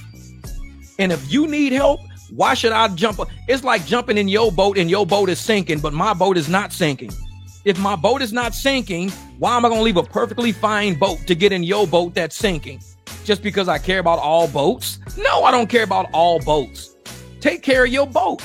Replace the boards that you know are rotten out. If you know the boards are rotten out and you don't replace those boards and you take it out and you start sinking, whose fault is that? The boat? No, it's the idiot who knew you could have prevented this from happening. Because everybody else is on shore right now working hard to replace the boards on their boat. Everybody on shore right now working hard to seal the bottom. Everybody is working hard to do their shit. The entitled people are saying, I don't want to work on my boat. I'm going to let it go to shit. And I'm going to take it out in the water. And if I start sinking, come save me. What? Yeah, I'm going to take my busted ass boat out. And when it starts sinking, come save me. You telling me to come save you? Yeah, come save me. And I'm telling you right off the bat, your shit gonna sink because you ain't working on it like the rest of us is working on it. Thank you, David. I appreciate it, brother. And I tell people, that's how real life is. A lot of people's lives are sinking boats. And they say, well, if I hit bottom, you got to come save me. No, I don't. Everybody don't need saving. Everybody's entitled to saving. I even wear a shirt that says, you are not entitled to success. You are not entitled to being saved. No, because we're giving you the information. We're giving you all the tools you need to not put yourself in that position. And you look at it like, I ain't going to take care of myself. I'm not doing that. I'm not worried about that. I don't care about that. Then the moment you hit bottom, just like we told you we was going to hit, now we the assholes because we ain't helping you. Like, wait a minute. How did we become the assholes because we didn't help you when we gave you all the advice and all the information and we gave you the path and we told you everything and you looked at us and told us, I don't need your information. I don't need your advice. And you take off in the boat. You go live your life and your shit starts sinking. And next thing you know, You mad at everybody on the shore who's working on their shit. You mad at everybody on the shore who ain't sinking. That's me. I'm on the shore. I'm not sinking. I'm taking care of my boat to make sure when I do take it out, it don't sink. Lazy people, man, lazy people. And we got a whole country full of them. So no, all doesn't work for me. I don't fuck with all people. I don't listen to all people. It doesn't work for me. If you were somebody on the shore, you working on your boat, I'm seeing how you live your life. I'm seeing you work on your boat all the time to keep yourself from sinking. You're working on your credit. You're working on getting income to keep your bills from going underwater. You're working on your car, doing the maintenance, doing the oil. If I see you working on your life, I'm gonna listen to you. I'm gonna listen to you. I might not listen to everything you say, but I'm gonna listen to you. But if I see you completely falling flat on your face after all the advice you were given at the age you're at, knowing the outcome and consequences of what you're doing, and you telling me, hey, listen to me, I got something to say. You ain't got shit to say. You need to help yourself first. Once you help yourself, now I can listen. I can see you want to help, but not everybody wants help. Not everybody wants help. Some people want to be helped. They want to be victimized. I'm a victim. Pity party time. I'm a victim. Pity party. I ain't no victim of shit. You're a victim of the circumstances you put yourself in. That's what you're a victim of. So I'm not going to sit there and let you put me in that same situation. I'm not co-signing on a loan for you when your credit is fucked up. You fucked up your credit. You think I'm going to co-sign for you? I swear I'm going to pay it. Just trust me on this one. I'm going to pay it. You wouldn't pay your own bills to help yourself. Why would you pay my bills to help me? Why would I co-sign for you? Some people, they don't get it.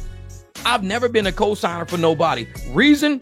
If you're bad with money and you bad with credit and you're on your own doing it, why add me to the confusion? Why add me to the mess? Don't add me to the mess. Don't do that. You need that self-help book, self-help advice, and you start helping yourself get to where you can be trustworthy enough to have somebody participate in a business deal with you, participate in a life function with you. That's what you do with yourself. You don't sit around crying, sitting on the ground in Indian style. Nobody wants to give me any money. Nobody wants to help me. I'm going to go hungry. Yeah, sitting on the ground, you are going to go hungry because everybody else is out working. Everybody else is making money. You're not entitled to somebody stopping and give you a hamburger. That's a bum. I'm going to stop and give it. And there's bums right now living in apartments. There's bums right now driving around in cars. They're bums. They're begging people. I need money. Y'all hear me talk shit about the GoFundMes all the time. I wrecked my car today. I need to GoFundMe. It's like, for what? You didn't prepare on that? I mean, how old are you? You in your 30s, your 40s, your 50s, your 60s? Didn't you know that cars cost money? Didn't you know shit happens? And when it does, all these times you ain't work, you just throwing money away, pissing money away. And you never put none to this. Like I tell people, get an envelope. And in each envelope, you need to put money. Just keep putting money in there. Don't ever stop. Just keep putting money in there. Never stop. It's going to surprise you. I was telling somebody the other day, it shocked me that I was going through my envelopes. And I'm like, I had a couple of grand more than what I thought I had in here. Like, hold up for a second. I didn't know I had this much in here because there was a lot of $100 bills in there. And usually I get a lot of 20s and shit. This envelope wasn't that big. It was not that big. And I'm like, what the fuck? I'm like, and it helped me out. It made me happy because I knew I had a couple of grand extra that I never even knew I had. So I went and got me some wheels and shit. I said, well, shit, let me go get me some wheels and tires. I'm gonna start working on my truck now. This is $2,000 I didn't know I have, and I was okay anyways. It's $2,000 I didn't even know I had, and I'm okay. So guess what I'm gonna do? I'm gonna upgrade my shit because I didn't think about it anyways. So in my brain, I never had it anyways. Never had it. So if you don't live your life like that at this point in your life, you're not throwing $10 in an envelope, 20s, throwing some 5s in there every single day. That's your retirement. If you're not putting money in your own personal retirement account, throwing some money in an envelope somewhere, what are you doing with all this money you making? Are you just paying bills to take care of other people? Whose boat are you keeping afloat? Because as rideshare drivers, guess whose boat we keeping afloat? Uber, Lyft, Dara. We're keeping all these people's boats afloat. Retirement plans of Alabama, pensions of Alabama, all these hedge funds. We keeping all of these people afloat with everything we do, and we ain't even working on our own boat. private rides, build your own client base. That's you working on your boat. When I see drivers taking care of their own boat. Hey, Jeff, I got 4 private clients today. You working on keeping your boat afloat, bro. I'll listen to that dude. When I see, oh no, I wouldn't ever have a private client in my car. I'm 100% Uber. I'm 100% Lyft. I got AR on each one. You know, my cancel rate is 0 on each one. That person ain't working on their boat. Why would I listen to that person? Why would I ever take financial advice from that person? Like I said, all people don't matter to me like that. I don't listen to everybody. You can't say, I'm here for all people and all drivers. Doubt it. Say, no, the new Advantage scam. I don't even know because I only drive Uber. I've done 3 Uber trips this year. I have no idea what Advantage. See, what y'all don't realize, this is about me. When it comes to the apps, there's nothing that I know about them. I don't know what the hell they do because it doesn't matter to me. Whatever they do is not for the benefit of a driver. Trust me on that shit. Whatever they're doing is not for the benefit of a driver. So why do I boggle my mind down with all the new shit these apps are coming out with? I don't care. I care about my private rides. I care when I see money pop up $57 for 11 miles. That's what I care about. All these new games and shit going, I don't care. Oh, Jeff, you got a new challenge coming out. I don't care because you're going to throttle me down anyways. Oh, Jeff, we got this and that. I don't care. Because whatever these apps are doing is for the benefit of the apps. It's carrot and the stick. It's throwing big red surges everywhere. And when you get there, the red surge disappears and you don't get nothing now. Or you get there and it's a bunch of cops waiting on you. It's all a game. It's all a game. So when I see all these YouTube channels out there talking about, hey, the new Uber Advantage, the new this and that. It's the new Uber. How do I take advantage of your idiotic ass? That's what they should name it. The new Uber. How do I take advantage of an idiot? Sign up today, you idiots, and I will take advantage of you. And I'm like, nah, I'm not. I have no idea what these apps are doing at any given time. I have no idea of programs. I don't know what's on these tiers. I don't know anything what's going on with it because it don't matter. When I open it and there's no money, I close it. I tried to open it during January. There was no money in January, so I closed it. I started driving February the 1st.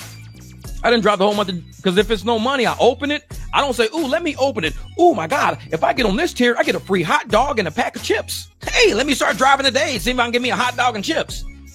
I don't care about none of that shit in that app. It's all rigged to trick you. That's all it is. So it doesn't matter. Anything they throw out, it don't matter.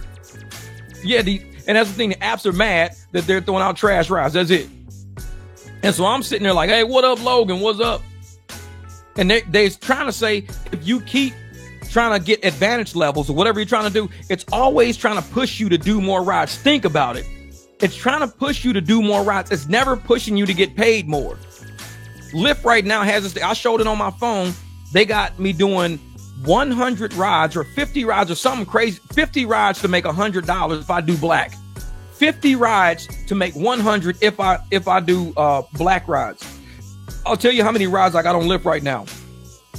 I have 12. And it's been since the month of February. Today is February the 6th. I only have until the 16th. In 6 days, I did 12 black rides. 12. Do you think I'm going to hit that 50? No. You think I give a shit about that 50? No. Because that 50 is going to pay me $100. That's all I'm going to get. I'm going to show you. This 50 is going to pay me $100. That's it. I got to do 25 rides to get 50. And then I do another 25 and I get another 50. I just got $300 in cash last night. One ride paid me $300 in cash. One ride. So why am I chasing 50 rides to make $100? 50 rides, 50 people getting in and out of my shit to make $100 when I did a ride last night. One, and he gave me $300 bills. And it took an hour and a half out of my day. Why would I chase 50? That's $2 per person jumping in my shit all month. I'm getting $2 from you, $2 from you, $2, and that's 50 times I got to do that just to get $100. When one dude jumps in my car and says, here's $300, I need you to help me find somebody. That's the shit I'm looking for. These apps, I don't give a fuck. I don't open them. When I open them, I know it's all for their benefit. It's all a scheme. It's a scam. The real money is out in these streets and they know it and we know it. And these people on the app, oh, I'm going to try to get high AR. Like right now, they got it's a $5 surge zone right there. $5 bonus zone. And the bonus zone goes, let me click on and see. It ends at 4 p.m. It's 3:30 right now. It ends at 4 p.m. Now, how many videos have I shown? How many videos have I shown of me sitting in $7 bonus zones, $8 bonus zones, and getting no ride at all? What did I tell you? Like when they throw the big red zones up there and they get you up there, it's a game. Bonus zones, it's a game. It's to lure you to an area. It's no guarantee. None of that shit's a guarantee. But your service is a guarantee. You meet the right people. You talk the right game. They like your game. They say, hey, man, here's $50. Here's $100. Here's 360. I got 360 to take a group to and from the concert. $360. You know how much Uber and Lyft would have paid me? About 100. I got 360. They would have paid me about 100. So why do I care about what these apps got going on? I don't care what these apps got going on. Every day I overlook it. Say, you're going to pay me. That's right, brother. You're going to pay me. You're going to pay me. And I tell people there's no reason why any of us should open these apps and think anything in there is to benefit any of us. They've got to come up with money for shareholders and investors.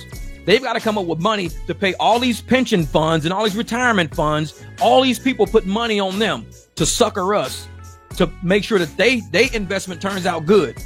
So I'm like, I open the apps. I see what's going on, what the market looks like right now, what the market looks like. If it's money out there, I'll go drive for a little bit. It's money up in Scottsdale right now, but I'm not in Scottsdale. Where am I at? Away from Scottsdale, because you know what's up in Scottsdale? The police. The police is up there in Scottsdale right now, too. And guess what? They're preying on black SUVs that's pulling through. So you pull through in your black SUV thinking, oh, I'm going to make this $100. I'm going to make this $1,200 ticket.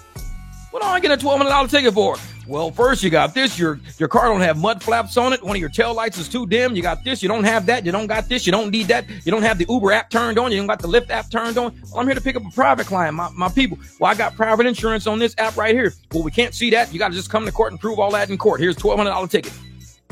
I'm not going to Scottsdale because I'm not dealing with that shit. And that's exactly what Uber and Lyft wants. They want Waymo to be up there doing as many rides as possible. Waymo ain't getting no tickets. They don't give Waymo tickets, and Waymo's doing all kind of traffic shit. Waymo's doing all kind of traffic infractions. They ain't getting no tickets, but we don't use a turn signal ticket. Waymo can do a damn U-turn in the middle of the street, sit there and just for 20 minutes. They don't get a ticket for impeding traffic. Black truck pulls up, our people are getting in, we get a ticket for impeding traffic. It's gonna take us like 3 minutes to get to, not even 3. They're opening the doors, they're getting in the car, they're buckling everybody, and we're starting the app. We get a ticket for impeding traffic.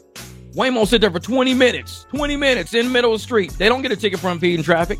They get told, well, it's a software issue. It's a software issue.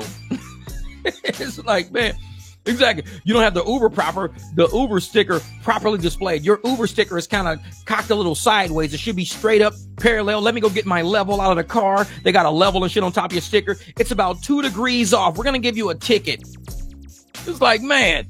They don't give exactly. It was all Slaymo. They don't give all them Waymos doing so many traffic infractions. They be at the airport. They sit them in. And yesterday, Manny told me yesterday, 2 accidents yesterday with Waymos in the airport. The Waymos hit other cars at the airport.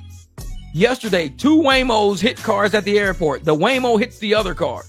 So I'm like, they don't get tickets for that shit. They sit right in the middle of the street at the airport with their flashes on so the people can come up. Meantime, traffic is building all the way up behind them. They never get an impeding traffic ticket. Never get an impeding traffic ticket. But yet, if I take my black SUV up there, I have no lenience. No lenience. None. So I would have came up with the baseball bat, smashed the damn taillights out and the cameras. Get that shit off the road.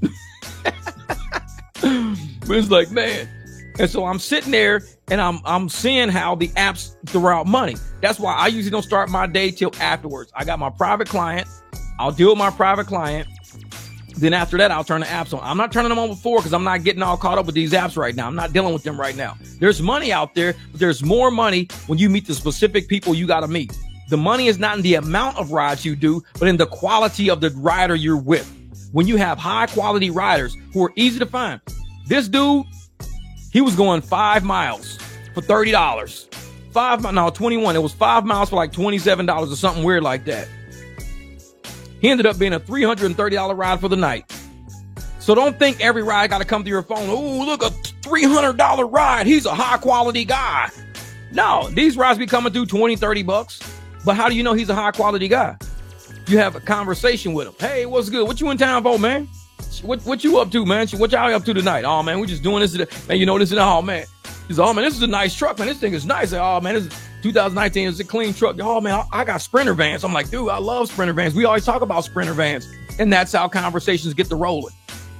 And he's like, hey, man, can I do you a favor? Can you wait for me? I can wait for you. Say, but the app don't pay us to wait. And I told him, I said, the app don't pay us to wait. They don't pay us no money. I said, whatever you pay, they're going to probably give me like half of it. They don't pay us money like that. He's like, oh, man, tell you what, I give you $100. So he gave me $100 bill. Walked in the building in the W. I turned the app off. It said $32, but he paid $64. When he walked back out, what did I do? I said, bro, let me show you what I was talking about. I said, see this? $32. And you paid $60. He says, yeah, I paid almost $65 for that ride. I said, they gave me half of it. He was like, can I just hire you for a couple of hours? I need to do something. What we talking about? What we talking about? Drove around all night, man. Drove around all, and it was hilarious. We was having some good conversation, laughing, joking, cracking up. We didn't even have the music on all the way. We had the music like probably on maybe 3 or 4. We was just chatting the whole time, cracking up. Man. Look at that. In Old Town on a Saturday night, Waymo blocked an entrance, making all this traffic build up, and it was blocking cars trying to exit as well. Exactly. And they don't get that car a ticket. They don't give Waymo a ticket or a fine or an infraction for hindering or impeding traffic. But me, I would get one. If I drove down the street and just parked in front and was blocking everybody, the cops would show up, told my shit, give me a ticket, everything else. That's why Waymo, nah. We already know the game already, man. We already know the game, man. We already know the game. Oh, yeah, clean ride and communication goes a long way. And that's why I want to let people know, even though we may have waste management here in Phoenix and other cities may not have a tournament or something going on right now, that doesn't mean you can't make more money driving in your market. People are using rides right now. People are using Uber and Lyft right now. If you don't have your business cards ready to go out. 2 people yesterday. You got business card? Yeah, I got a business card. Somebody hit me up this morning when I was asleep. It was a phone call came through, but I was knocked out. I didn't text them back. I don't know who it was, but it was probably somebody I gave a business card to last night. If you're not giving out your business card, and like I told y'all last week, I said, make sure you get their phone number on the spot. I said, get their phone number on the spot. And it's okay how we've been doing it. Hold up for a second. So I said, so this is what my client, I got his phone number and I locked him in my phone. That's his name. Matt SV. And SV is her Sprinter van. SV means Sprinter van. So I said, I want to get your number. It's not that I want to just give you my card and walk off. No, I need you. I said, what's your number? So when he gave me the number, bam, bam, bam, bam, typed it in. This is Jeff. Call me or Maddie. I'll call you guys when I get off the live stream, man. When I get off the live, I'll give you guys a call. So I have a group 4:30, 5 p.m. Oh, I don't know, man. It depends on where. This is 4:30 to 5 p.m. A group client TPC to Old Town. I'm not going to make it to TPC by 4:30, 5 p.m. It's 3:38 right now. I'm not even dressed. My truck's not wiped down. I'm not going to be able to make it, man. I'm sorry, bro. I'm sorry. I got up this morning, got on the live stream. And that's one thing about last minute clients. They know me. I got to clean my truck off. I'm not rolling up with no dusty ass truck. I parked my truck last night about 4 o'clock in the morning. The wheels are dirty right now.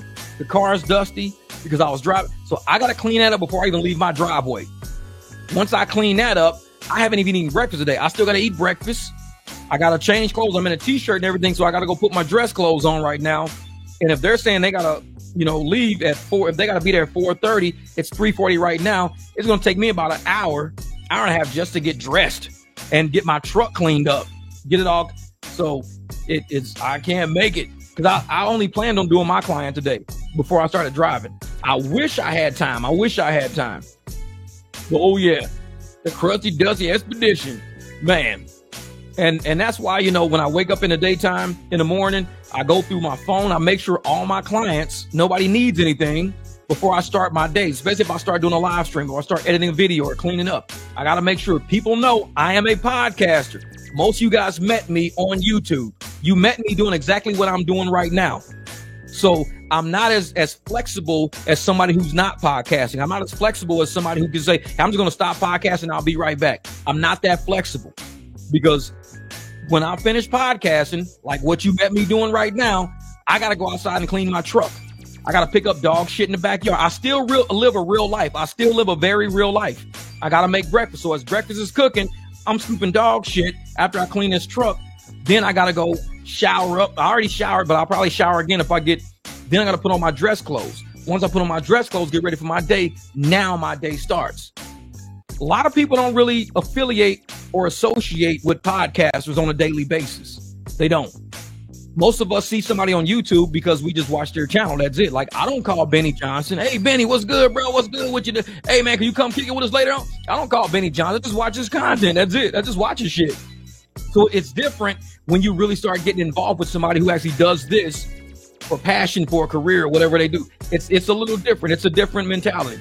So I don't answer my phone a lot because I'm usually podcasting or I'm doing editing on my videos or something like that. Most of you guys met me here. A lot of people on my channel don't know me before I started this channel. A lot of people on my channel know me before I started the channel. They know me because we grew up together, went to college together, whatever. But most people met me through this channel. And that's why I bring that shit to the front. Like, hey, don't forget, man, I do YouTube. Don't forget, everybody. Don't forget I do YouTube. You met me doing this shit. It's like I keep it 100 with y'all because we get off track sometimes. We think, oh, we'll just get Jeff to do it. Well, he's podcasting right now. Shit. Yeah, you met me doing this. This is what I do. I had a couple of clients hit me up yesterday for some car repairs. But I told everybody last week, I said from February the 2nd to February the 10th, don't bother me. I said that on the podcast. I even said it in the video. From February the 2nd to February the 10th, don't bother me. Waste Management is in town. I will be doing heavy work. I will be still living my life. Like I said, I got to eat, shit, shower, clean trucks. I clean 2 cars a day because I don't know which one I'm going to use sometimes. I took the BMW out to pick up clients the other day. I got to still take care of my dogs. I got to do laundry. I still live life. Even though you see me on the internet, I still live life outside of this internet. So I said from February the 2nd to February the 10th, don't nobody bother me because I got private clients plus Waste Management. I got a lot of shit going on. It's just real. And I keep it 100. I don't tell anybody. I have all the time in the world. Just call me. Bullshit. I'm probably one of the only people that don't have a lot of time. I haven't even made any shirts this week. I got like 3-4 shirt orders sitting on deck right now that I got to make. But I told everybody from February the 2nd to February the 10th, don't bother me with nothing. I will be doing Waste Management and living life, still eating shit and cleaning up dog stuff, washing my trucks. I'll still be doing that all week. No car repairs. I'm not doing no shirts from February the 2nd to February the 10th. I told everybody that last week. And I make sure if you don't see those videos and live streams where I said that, you're probably not on my mailer list. Shoot me an email at uberjeepaz@gmail.com. You shoot me an email at uberjeepaz@gmail.com. I'll put you on my mailer list so at least you get notification of the videos I drop that has information like that. Yeah, I need a secretary for real. But that's why I got my phone. I tell everybody to text me because that's my secretary. When you text me, you're leaving me a message to let me know why you're calling and what time you need me to call, stuff like that. If I get emails, I get DMs and shit all the time. Hey, man, call me when you get this. That's all they say. Hey, man, call me when you get this. I never call. I don't cold call fucking people, man. I don't cold call people. Oh yeah, I did the airport ride. Yep, I did. That was one of my BMW clients. Yeah, I don't cold call nobody. If you don't tell me why I'm calling you, 10 times out of 10, I'm not calling you. Not 9 out of 10. 10 times out of 10, I am not calling you unless you say, hey, hit me back because blah, blah, blah, blah, blah. But I've been like that my whole life. Like I said, a lot of people met me on the internet. Like just over the past few years. I'm 51 years old. A lot of people met me over the past 4 years since I've been like, 46, 45, whatever.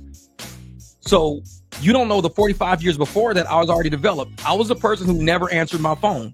I have been that way ever since I've had telephones. I've never answered my phone. So I don't know. The client that won a Jeep is Sunday. They leave on Sunday. So I've never answered my phone. I've been like that my whole life. But because I'm internet now, and a lot of people think, oh man, I'm gonna call them. Don't call me because I probably won't answer it.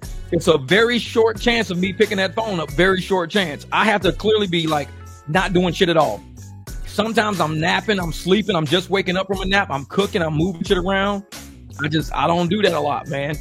And like I said, there's no knock to people. It's just I tell people how I'm already developed. I'm already developed a certain way. I'm a texter because I can text 10 people at the same time, or I could be on the telephone with one person at a time. So in 30 minutes, I can get 10 people worth of shit done in 30 minutes if I'm just texting them. If I'm on the telephone, I can only talk to one person at a time. So that means I can't get a whole lot. I can't get a whole lot done talking on the phone because I got a podcast, I got to edit videos, I got to actually shoot the videos that I have to edit. Once I shoot the videos, then I edit them, upload them, do the maintenance of them, wash my car, wash my truck, take care of the dogs, eat shit, piss, do laundry, whatever I got to do. So it's rare that I'm even dealing with that telephone. Yeah. Say, man, your son got you on YouTube, be overworked and underpaid. Oh, yeah. But, Bill, I'm going to tell you right now, man, I love it. I love it. I'm a busybody. I've never been a lazy person. I've always been an athlete my whole life. To me, it's a challenge. And I know, and I tell people like this, I was blessed to have high metabolism. I'll never be fat. I don't think I'll ever be fat. I might get a little heavy. I'll never be fat. I couldn't imagine having to move like that 600-pound girl to try to get in that lift. I couldn't imagine trying to move that much weight around at the speed I operate at every day. All the shit I got to do every day, there's no way I could be that big. And when I see people like her trying to get pity and trying to get rich off of other people because of her own problems, that we busy. We stay moving. If she stayed moving every day, walked around, she might be able to help herself. But me, I'm a busybody. I wake up, I get shit going, I'm moving, I'm always doing this, I'm doing that. I got 4 dogs because I didn't even think I can handle 4 dogs. It's cake. Shit, they all got their own little personality. They doing their thing. All the cars got batteries that work. All the tires stay pumped up. They all stay washed on the car covers. I clean them all the time. I'm a busybody. And that's still doing garage work, repairs for other clients, doing T-shirts, doing my videos, doing my housework that I got to do around the house. All of that shit's done in one day. I do all that shit in one day. So I don't talk on the telephone a lot because the phone slows me down because I'm trying to get shit done and the telephone slows me down. Plus, I got other things jumping off with PAX. I got things that I have to do to help them get their app up and running off the ground that I agreed to do and everything. So I only got so many hours in a day and still be able to make money in the streets to pay for all this shit around me. I'm a busy person. I'm very busy, very busy. And a lot of folks out there be like, I'm going to call Jeff. Don't call me. Trust me. Text me. Email me. You text me or email me. Cool. You just try 10 dogs. I mean, yeah, exactly. See, most of my phone calls, they just go silent. Like I got so many lists of just red all down my phone, red phones where my phone just rang and I never answered. Just red all the way down my phone. Because I tell people, text me first. I'm a busy fucking person. Text me first. When I agreed to do YouTube and I agreed to do podcasting, this takes time. I cannot podcast and sit on the telephone at the same time. It's impossible. There's no other podcaster you even know on YouTube you see doing a live stream while they're talking on the phone at the same time. There is none. But for some reason, like I said, I'm a very easygoing person. I'm lenient. People think I'm that guy, but I'm not. It's like, no, I'm not. I'm not doing that shit. When I start doing my thing, I'm doing it. It's just like what it is. Oh yeah, man. I'm telling you, dude, I was blessed. Because I know some lazy motherfuckers out there, and I ain't never been lazy. I don't know why God made me like this, why I am like this, but I love it. Because I get a lot of shit done. Man, who can own this many cars and keep them all running? I mean, I got damn near 300,000 miles on some of these cars. They all run perfect. It takes a lot of energy to do that shit. There's people out there got cars 70,000 miles breaking down because they can't take care of that shit. I got motorcycles, all kind of shit all over the place, man. But it's like, this is what I choose to do with my life, though. It's what I choose to do with my life. But it's my time. From the moment I wake up to the moment I lay down and take my nap or go to sleep for the night, I got to keep that time efficient and I got to keep it moving in a direction to get shit done. And if it's not getting things done and it's not moving forward, it's taking up time that I could have used to do something else. And now I got shit on the back burner. Like as soon as the 10th hit, February the 10th hits and waste management is gone, I got to jump on T-shirts. I got to finish some welding in the garage that I started. I started a welding project and it's on the back burner right now. Start that. I got to do a torque converter job for a Ford truck. I got to do a torque converter job, replace the whole. So I got to get a transmission out to replace the torque converter. A lot of shit I got to do after waste management while still doing videos. I still got to edit videos at the same time and do live streams at the same time. So trust me when I tell you, my day, I hit the ground running from the moment I wake up. So texting is the easiest way to fuck with me. And I don't even answer every text. Like I said, this dude Matt hit me up this morning. I never text him back. I don't text everybody back because it's impossible. Some text messages, I just read them and that's it. I don't reply. And so, yeah, a lot of people, it might say, if you got the system that says that somebody read it, it got delivered and got read, that's me. I read all shit. I'll read it, but it's not that I'm, you know, I don't want to text you back, but I have 20,000 people on TikTok, 13,000 people on YouTube, about 7,000 people on Facebook. So that's about almost 38,000 people. 38,000 people could potentially text me every day. 38,000 people. You really think I'm going to return text messages to all these motherfuckers? No, I'm not. Nope. Like I said, I'll read some shit and consider it read. That's it. Consider it read. I read it. That's it. If I need to read it again, I'll read it again. Most of my clients hit me up because they need, you know, transportation, because that's what pays for all this shit around me. Most of the things that come through my phone don't really pay me for shit. So I just read it and I just let it go because I got to pay for this shit all around me. And like I said, this is life. And I always start my conversation with saying, this is life. Don't take this shit personal. Because if I actually, and just like Porfino was saying earlier, if I cared about all and I did with all and I kept dealing with all and I didn't vet my life perfectly, then I would be in the same position a lot of these people are in, and I may not want to be in their position. So my time is critical. If I want to get on YouTube and I want to let YouTube know that I'm trying to be a YouTube partner with them, got my TikTok channel, I'm trying to be a TikTok partner with them. I'm not fucking with Facebook, but I heard yesterday Facebook is paying creators now, so I might have to do something on Facebook. Don't know yet. I don't really like Facebook that much. I don't know. I don't know what it is. I just got a bad taste in my mouth on those motherfuckers. I got 8,000 people trying to get on my channel right now. I got all these friend requests, and I don't even look at them. It's too many to even look at because I like to vet people. I don't just want to somebody request me, oh man, I'm gonna get on this guy's channel. They submit a friend request. I don't even know them. So I need to vet them to see if they're a troll, a hater. What do you want to see my shit for? Anything that's public on my channel, I put it as public so you can see it. If it's private for a reason. I don't know all you people. I'm not trying to have no 8,000 people on my Facebook channel. I got my sons is on there, my kids. Fun shit's on there. Public stuff, you can see public stuff because I label it as public and everybody can see it. Even not friends can see it. So I'm one of those people, man. This is Fair Launch Daily. Can you make a video in taxes? I'm gonna tell you right now. There's 50 states in America. So there's 50 different ways to do taxes in America.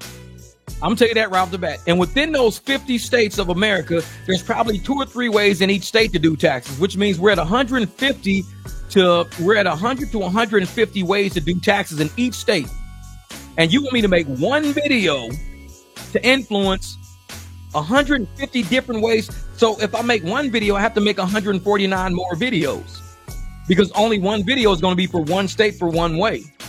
The state I live in, maybe the way I do it. I don't know how anybody else does it. It will be one video for the way I do taxes in my state.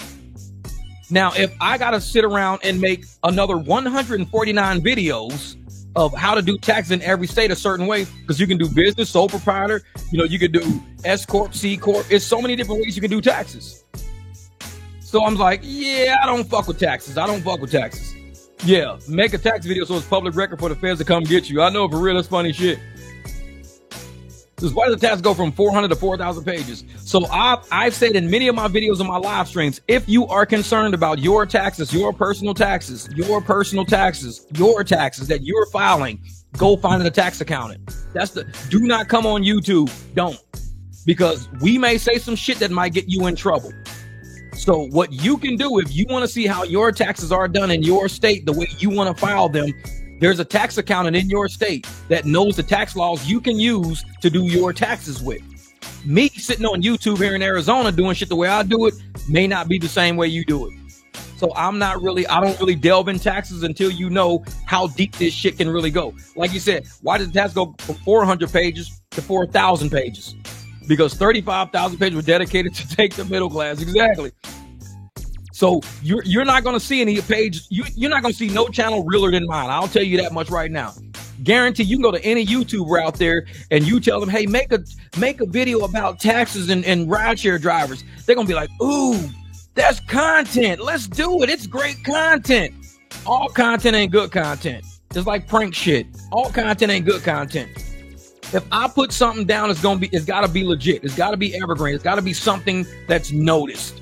That's gonna be straight across the boards for everybody almost.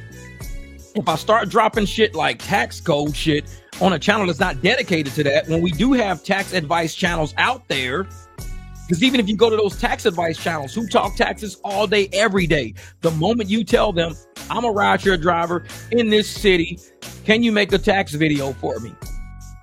They've got to go do their research now. They got to research your city and your situation just to do a tax video that will benefit you as a person.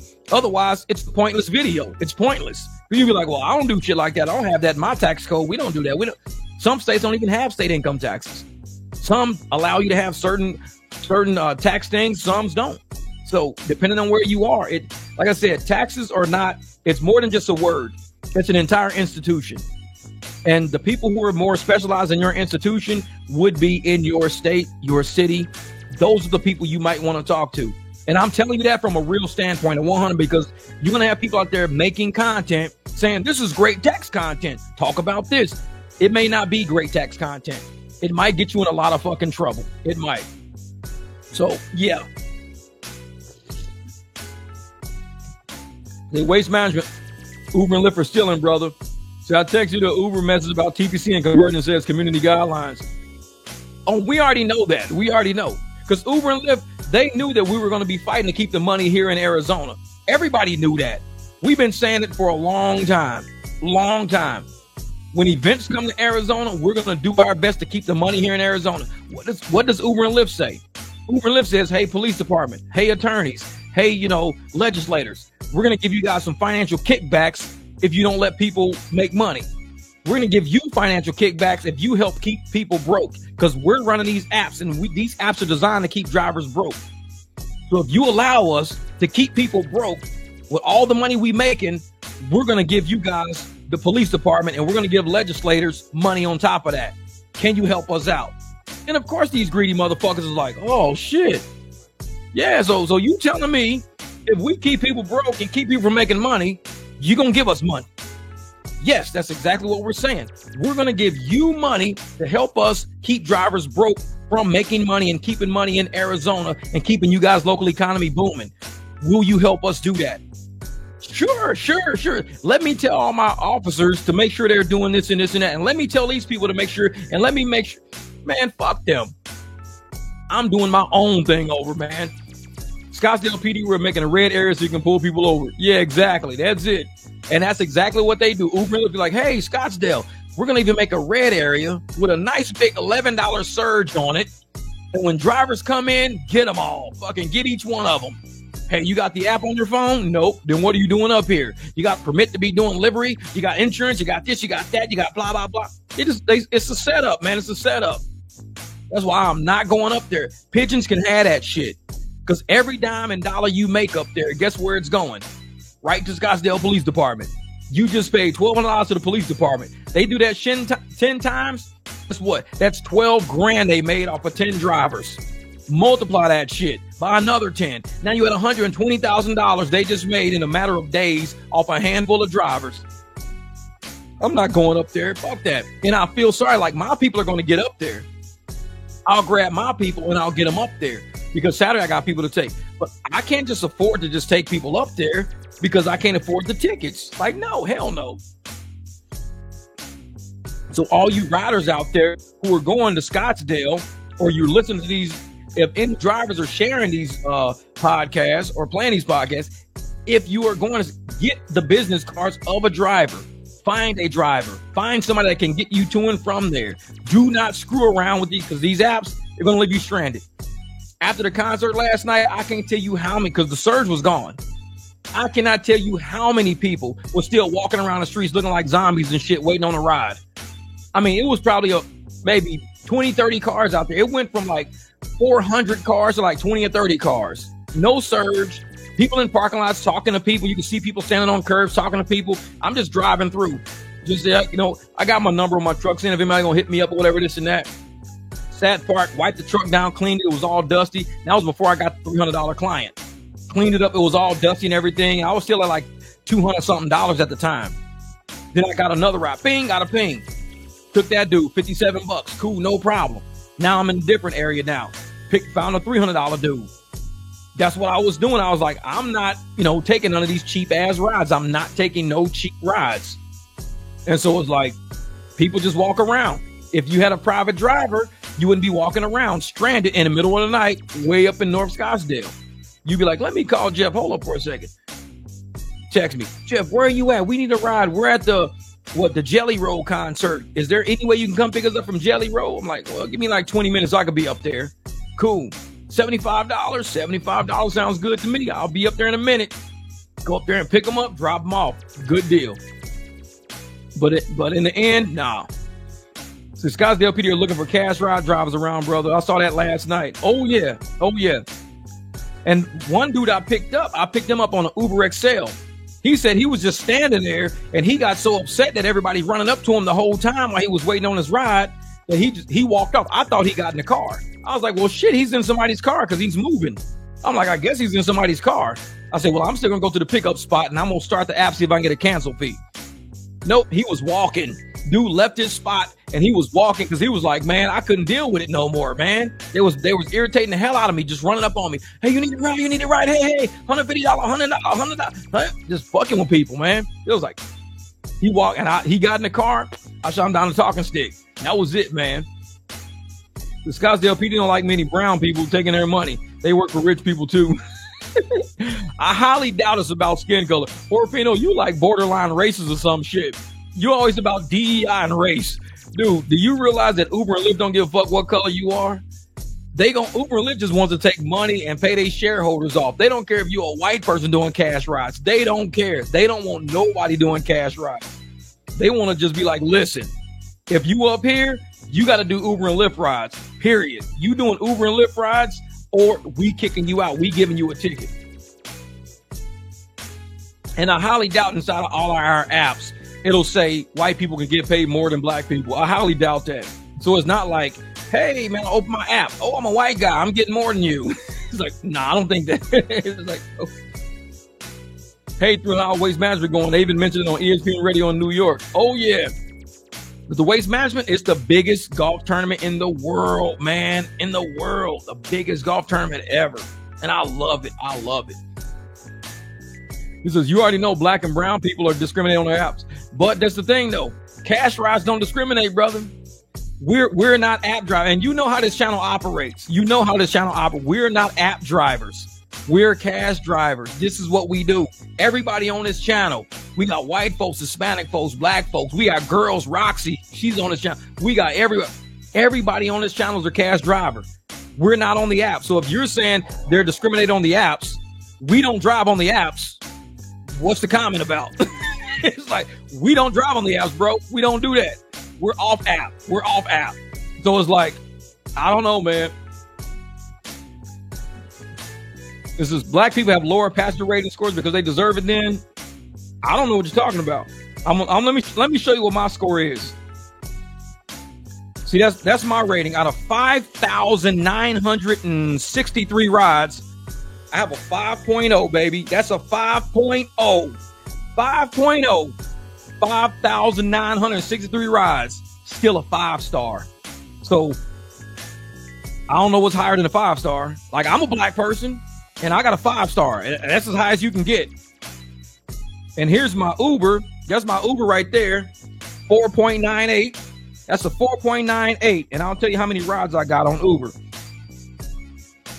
7,200. Well, my total trips, including delivery, 8,235. 7,271, 5 years and 3 months, and I'm at a 4.98. I'm black. So when you say, hey, why are black people have lower passenger rating scores? It ain't black people. It's people that suck versus people that don't suck. Because I'm black, and my scores are like 4.98 and 5, and I've been driving on these apps for over 5 years. I'm still a 5-star. Both apps damn near 5-star. And I'm black. So I don't know what you mean. Black people have lower ratings and scores because they deserve it. What do you mean? I got the score I deserve, I think. I'm 5-star. I'm 4.98 and I'm black. I think I deserve that. So like I said, I think you trying to put the shit you feel on Trump. Because you have said more racial shit against DEI and black people than Trump ever said. And you on the live stream, I'm just cracking. I think the shit's funny. I think it's funny. Because everything you try to say, we disprove it right here. I'm like, okay. And you say, well, black people got lower scores. What the fuck? I'm 4.98 and 5-star. What you talk about? And I cuss. I drive around and talk just like I'm talking to y'all. I talk in the car. And I get $300 rides. I get $360 rides. I get $100 rides. So what do you mean? Like I said, it's not Trump. It's the narrative. People try to sell the narrative to people like me. Look at that. Just said, I'm white and I'm a 4.96. Well, according to Porfino, it should be the other way around. You should have a 5-star and I should be a 4.96. That's what, according to him, that's what he's saying. See, Coda, he's 4.90. He's white. He's 4.90. 24,000 trips, 4.90. 5-star on lip. See, look at that. 15, 5 years, 5-star Hispanic. See. I mean, and it seems like some of the white people are lower than the Mexicans. Like Jesse's, he's Hispanic. He's a 5-star. And then we got what right here? We've got Coda, Aaron, he's white and he's a 4.90. So when you say the apps make people, look at that. Puerto Rican 4.99 and 5-star. And Melvin's Puerto Rican. So when you say minorities are rated lower than white people, but yet we got white people rated lower, and this is real shit. This no rhetoric. It's real. It's right here. It's right here. So it's like, Porfino says 4.93 Hispanic and white in your pumps. That's my point. So when you say the apps are discriminating because they make black people have lower scores than white people, I don't know, man. I don't know. That's a hard sell. That's a hard sell. Maybe it's certain black people that shouldn't be drivers and they got low scores and the people automatically think, oh man, this black dude, he's a low score because he's black. Maybe he's an asshole. Maybe that's what it is. There's some white people that are just assholes. There's Mexicans that are just assholes. And that's why their scores go low. You could be picking up somebody who just wants a free ride. Maybe everybody should be 5-star and everybody we pick up just wants a free ride. So they just screwing with us. So it's like, everybody here is probably truly a 5-star driver, and you got a passenger who just wants a free ride, so they rate you as a 1, and they complain so they can get their $60 back. It could be anything. It's just a race of the fact that they're not trying hard enough to be better. Exactly. It could be anything, Billy. I'm telling you. And that's why because I've lived for so long on this planet. I come from the hood. I grew up in corporate America. I went to a predominantly white college before I went to UNLV too. So I've seen all walks of life. I live in a Hispanic neighborhood. This is a Hispanic neighborhood. I've seen all walks of life, and I don't put shit on race. I put it wherever energy go. Where the energy's at is where I'm at. If the energy ain't there, I ain't there. People can say, hey, Jeff, man, move back to the hood, bro. You black. Move back to the hood and be around us. My Jeep will be gone by the fucking morning. Shit, and that's just being real. People in Atlanta talk about that shit all the time. They walk out the house and their car's gone. But it's black people around black people. Why would black people steal their cars? And like, I thought we was all cool with each other. If it's about race and black people cool with black people, why y'all stealing each other's cars and shit? Why are you breaking in my car? We're black. We shouldn't do this to each other. I live in a Mexican neighborhood. My Jeep ain't had a top on it in like over a fucking month. Nothing's wrong. Nothing happens to my shit. My car sitting around it. Nothing ever happens. So it's not that I go where race is. I go where energy is. And I just so happen to feel safe in my neighborhood. I shouldn't just so happen because all my neighbors all own companies. All these Hispanic people around me are all CEOs of their own fucking companies. Construction, HVAC, landscaping, commerce. He does wholesaling, commerce, real estate. I got all Hispanic people around me that are actually CEOs. I happen to be the black CEO of my own company. So when you put a bunch of CEOs around a bunch of CEOs, shit, our skin color don't fucking matter. It's the energy over here. It's the energy. But you put me around a bunch of broke motherfuckers and I'm a CEO with nice cars and shit in my driveway, I'm gonna come home one day and one of my cars gonna be gone. Because you want me to live in the hood around people who are not CEO level. You want me to live around, oh man, Jeff, man, we said you was black. You should come back to the hood, live around your people. So you moved around your people, came home one day, your BMW was on fucking blocks. Somebody stole your M wheels, man. That's what happens with the energy. When you're not around energy, don't do that shit, man. Oh yeah, UNLV was cool back in the day, man. It was cool. It was a big ass campus compared to Drake. UNLV was massive. I had classes all over that, but it was cool, man. I went, nights. I did mainly nights because I was still working corporate America while finishing my degree. So I was working corporate, going there at night to finish my degree. So it was real easy, man. I was like, it wasn't crazy in the daytime like most classes. And I went during summers, so it was easy in summer times because not a lot of students were there. So I didn't have to be, and I was in my senior year.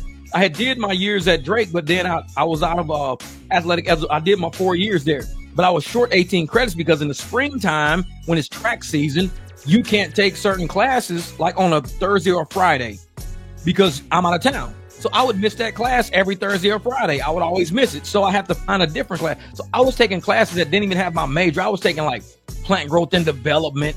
I was taking, I can't tell you how many geology classes, archaeology in a biblical setting.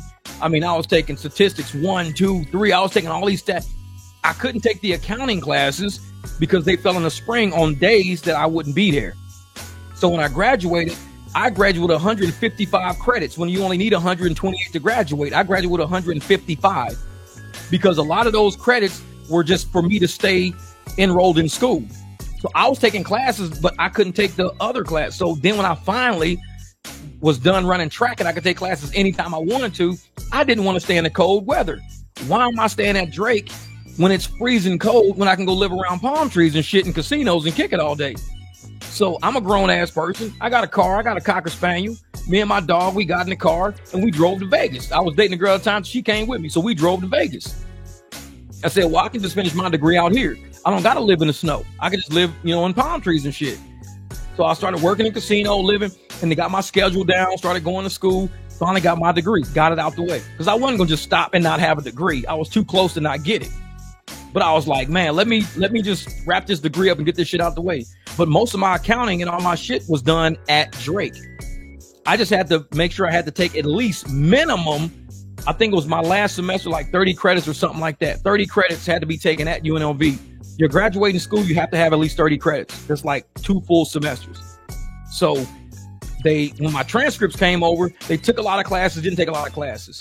So I ended up having transferred over was let's say 100. So my last 50 credits had to come from UNLV or 55 or whatever. I think I ended up taking 45, something like that. So I went to UNLV basically for 3 semesters because you take 15 credits each semester. I didn't do the full 15. I was taking a little class here, a little class there, 2 classes, 1 class, summers. Finally got all that shit out the way. But that was, how my college career went at the tail end of it, which I'm grateful for it because by the time I got my degree and got out, I was already an executive already. All I did was just bump my pay scale up. I went from making like 35,000, 38,000 to like 75, 92,000, like overnight. Because it's like, you can't apply for that position if you don't have the degree. The position came with a certain pay scale. I was doing all the work already. I'm already the accountant. I'm doing all the financial statements. I'm doing all of that shit. And I'm like, okay, if I'm already doing all the work, I know I could do the position because I'm already doing all the work. You just don't have the degree, Jeff. We can't put you at that pay scale. Because once you get that position, you have to sign documents in the casino. And now they got Sarbanes-Oxley, all that shit out. They actually ask you for your degrees. They check your degrees and they check everything. So they can't just sneak me in and say, well, we're going to just grandfather you in. No, you have to have the degree. If you don't have the accounting degree, you can't hold that position. Okay. You get the degree, you go from making 38,000 to 72,000 overnight. It's like, okay, I got my degree, I graduated. All right, cool. Bet. Go to HR. You're gonna put you in for that position. You can interview for it or whatever. Of course, I'm gonna get it because I already do the work. So I get the job, go from 38,000 a year to 72,000 to 92,000 to 108,000, all because of one sheet of paper. It just opened doors. So why would I not get that degree when it was gonna open up my salary potential so much more?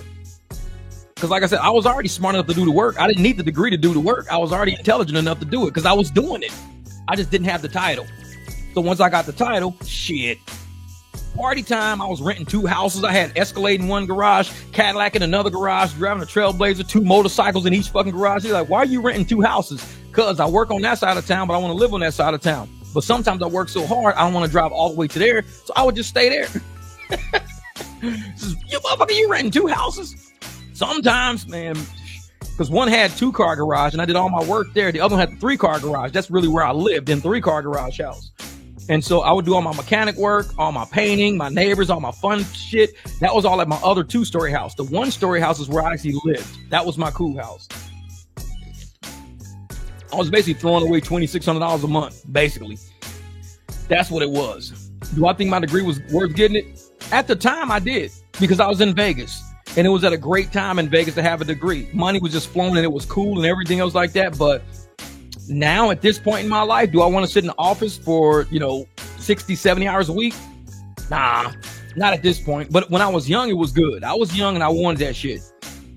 It's all the shit that you got is all the shit that I had. I've been up.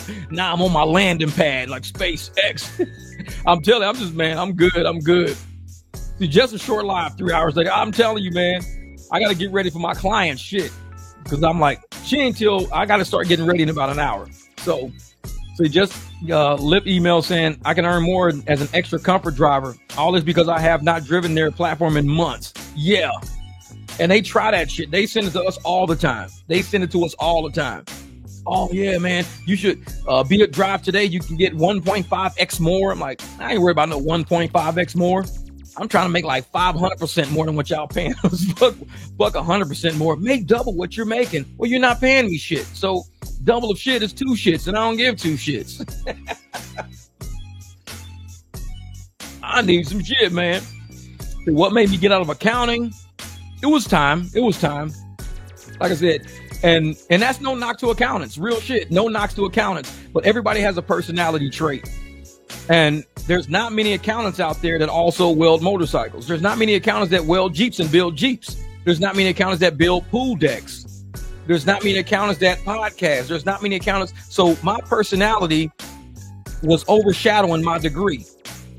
I was only an accountant for a career, but my intellectual level internally and everything else, I was more outstanding or outgoing than just counting financial statements. It was cool that I could do it. But it wasn't all that I could do. And I could easily pigeonhole myself into accounting by staying in accounting and getting the money and pretending that that's who I was forever. All right, Billy Proctor, be easy out there, brother. Pope looking for you.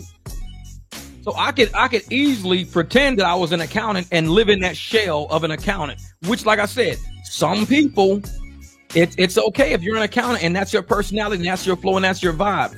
But I played sports. I love dogs. I like riding motorcycles. I like working in my garage. I like a lot of things. I like driving cars and working on cars. A lot of accountants don't like all that.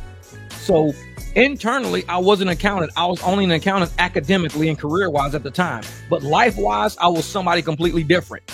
So I couldn't live 2 lives forever. I had to get out of the office because being in the office wore me out. It made me too tired to be who I was when I got out of the office. I didn't want to paint a motorcycle. I didn't want to work on my bikes. I didn't want to build a car. But I was doing all that shit anyways. So it was making my days last way longer. Some days I would get 2-3 hours of sleep because I'm in the garage working on my car. I'm doing stuff. So I was like, I need to choose. Do I want to be an accountant for the rest of my life? Or do I want to be myself for the rest of my life? What do I want to be? I'll be myself. And it might cost me a little bit in the long run or in the short run as far as how much money I can make. But I don't make $300 an hour as a corporate accountant. I never made that. But I can make that driving cars with the right people around me. I can make $100 an hour, cake, easy. $100 an hour, I could do that all day. I could do that shit. 300 is like unreal. That shit happens every once in a while. 360 happens every once in a while. 400 happens every once in a while. But that's what I'm making an hour. As an accountant, I was capped at like $40, $50 an hour. That was it. 40, 50 bucks an hour, that's my cap. I can't go over that because I'm salary. I can double that shit doing what I do now and live my life and do what I want to do and enjoy just like hanging out with people and podcast and be at home with my dogs and everything. So why don't I just double my income, start a mechanic company, started the mechanic company, was enjoying working on cars, doing great with that, talking to people, marketing my stuff. Then I can also do rideshare now, even more money, do YouTube, even more money. And now I live basically the same pay scale. But not only am I living the same pay scale, but I'm living true to me now. Now I'm true to me. I don't have to walk around wearing a suit every day. I don't have to walk around eating at fucking PF Chang's every day and having a meeting every day. And I could just wake up, put on a t-shirt, scoop some dog shit up, clean the yard up, kick the fucking tennis balls around, watch them go nuts, videotape it, laughing the whole time. I can do that now. I can wake up and just be me now. I don't have to have my name on somebody's wall of somebody's building where I got to go every damn day through shit traffic. I don't got to do that no more. I can wake up and just be myself, just be me. If I wake up and feel like saying shit out loud, I can say shit out loud and be cool. I can't say that in the office. They'll be like, dude, we're going to write you up in HR. There is no HR in my house. I'm me now. I wake up, I'm on my garage, I'm laughing with y'all. We have a good time. We cruise with clients all day. We have fun. We make the same amount of money, if not more, but we are true to who we are as a being in this universe. I'm true to myself. I don't have to pretend to be an accountant no more. It's not that I was pretending to be one, so that came out the wrong way. I wasn't pretending to be an accountant, but I was pretending that I was only an accountant. Let's put it like that. I don't have to pretend that I'm only an accountant. Because I even had jobs where I would be laughing and cracking up on the phone with people. After the phone call, my boss was like, listen, Jeff, you got to be a little more professional. You know, when we talk to people at the bank, we're a little more professional. I'm like, we're fun at the bank. We hang out, we laugh, we joke at the bank. We're cool at the bank. So instead of me being told how to even be, how to exist, being micromanaged in my existence of my personality, I couldn't do it no more, man. 20 years of that shit, 20 years of it, of people telling me to tame me down. 20 years saying, tame yourself down, Jeff. You're an accountant. You got to be held to a certain standard. Actually, you know what? I don't even need to be in this fucking building. I really don't. I appreciate the opportunity. I'm glad you guys want me to work here, but I exist in the fucking Milky Way system. I exist. And this shit right here is holding me from a real existence. 2012, I walked away from corporate America. Since 2012 to 2015, I've been doing this shit on my own. 2012 to 2015, 13 years of living my existence, my reality. And I ain't doing too bad. I'm really not doing too bad. Everybody's scared to walk away from a job thinking, well, motherfucker, I never worried about how am I going. I'm like, you show me an opportunity, I'm bound to take it. I'm bound to fucking take it. And there's too many people out there, they're scared, man. They're scared to live that existence. And I'm just not. I'm willing to take that chance because I think if I live my existence and I enjoy the existence that I'm living in, the existence I was living in accounting, I didn't enjoy it. It was a lot of money for a young kid. But I was working 14 hours a day. So how am I enjoying the money when I'm renting two places? The landlords are enjoying me putting equity into their properties. Of course, I was never late on rent. So they're enjoying the money. All the cars I was buying, the loan companies were enjoying me paying because they were getting interest off of it. But was I driving those cars? Nope. I bought a Mercedes with 150,000 miles on it. I sold it 7 years later with 170,000 miles on it. In 7 years, I put 20,000 miles on my car. In 7 years, it was at the office all the fucking time. So everybody was enjoying all my money from me working the whole time. Everybody was enjoying my money. Kind of like how we drive Uber and Lyft. And everybody's enjoying us busting our ass on these fucking roads. They all living in great pensions and bonuses. Everybody's enjoying our money. I would like to enjoy my money too. I would like to work a normal work week, make the amount of money I want to make, and then I want to kick back and live. Go out and get my dog some dog treats. Like they ran out of dog treats this morning. I got to run and buy some dog treats. Guess what? I don't have to ask nobody for permission. Oh, excuse me, Mary, is it okay if during lunchtime I run down to Walgreens to get my dog some dog? I might be running a little late to get back to the office. Is it okay? I'm going to ask that shit. I just wake up, start my car, go get some dog treats, come home. Hey, I got y'all some dog treats again. It's a totally different existence. Totally different existence. I don't have to ask you, hey, is it okay if you just cover me, from 3 to 4 p.m.? I got to go to the bathroom and I just want to make sure. No, my existence is different now. My existence is way different now. So it's like, I don't know, man, just, it was time for me to just stop being an accountant. It was really time for me to stop because not that I was getting lost in it. My point of self-awareness hit. When my point of self-awareness hit, it says, Jeff, you are way too smart for this shit. You're way too smart to be sitting in somebody's office in this little ass cubicle with this big ass glowing screen in your face for 14 hours a day, Jeff. You're way too smart for this shit. I said, yeah, you're right. I am. But just like Morpheus said, it's a difference between knowing the path and walking the path. There's a difference between knowing the path and walking. I knew the path, but I wasn't walking that path. Jeff, you too smart for this shit. I knew the path. Jeff, you can do better than this. I knew the path. I'm sitting in the office knowing the path. But am I going to walk that path? Am I going to wake up one day and say, you know what? It's time for me to do this shit, man. I'm ready to live my own existence. I did it one day. I just did it. And a lot of people don't, you know what? Real shit. You think more people in, not in my family or around me, nothing like that, but more people who was even aware of my reality of being corporate for a long time. And one day saying, I just want to be me. People who was aware of that. You think they would be like, oh man, you know what? That's awesome, dude. That's inspirational. I'm going to tell my kids that, or I'm going to tell myself, a lot of motherfuckers hate me. They want to see me fail. They be in comments on my channel wanting to see me fail. They can't wait to see me fail. They cannot wait because it's going to make them feel good. It's going to make them feel good to see me fail in life. And they even say it in comments. Oh, I can't wait to vote. This and that. I need to do this and I need to. Of course they want to see me fail. Because they're sitting in their own miserable ass existence watching somebody live a life they wish they fucking had the balls to do. Of course they want to see me fail because it makes them feel better that they saw somebody fail that tried to do some shit that they don't have the balls to go out and do. If I fail, they're happy. If I fail, will they succeed? No, they won't succeed. If they fail, will their life be better? No, it won't. If I fail, it just means they're glad they're where they are, losing, staying losing, and not in my position. But I don't want nobody to fail. I just like, you know what? Everybody wake up, let's get this shit. Everybody wake up, let's get this shit. And we go out and we get it, man. So I need to interview you someday. Someday, brother, we will do an interview. Real talk, real talk. Oh, yeah, man. I want to see you succeed, brother. Me, transcend even where you are now. Appreciate that, Tom. And I'm that way, man. And because I walk that path and I feel good walking it, I inspire other people to have an introspective look to say, dude, are you really getting what you worth out of this life? Are you really getting what you worth? Are you driving this car around all day, settling for $20, $25 an hour when people are paying for you to take that ride double what you got paid? They're paying double what you got paid and you barely making anything. Are you okay with that? No, then talk to the rider. Tell a rider you're not happy doing this. So you know what? I'm not happy doing this ride for $35. I'm really not happy because this is what they're charging right now. Tell you what, the next time you need a ride, hit me up or either convert the ride on the fucking spot. Some people be like, just cancel it, man. Cancel it. I'll just give you $100. Cancel it. Like, okay, cool. Okay, cool. Because some people feel that shit because they're in the same boat I was in. If I ever got in a driver's car and a driver told me, hey, Jeff, I'm getting $15. I'd be like, you want me to cancel or you going to cancel? How are we going to do this? I say, because you finna get paid more than that.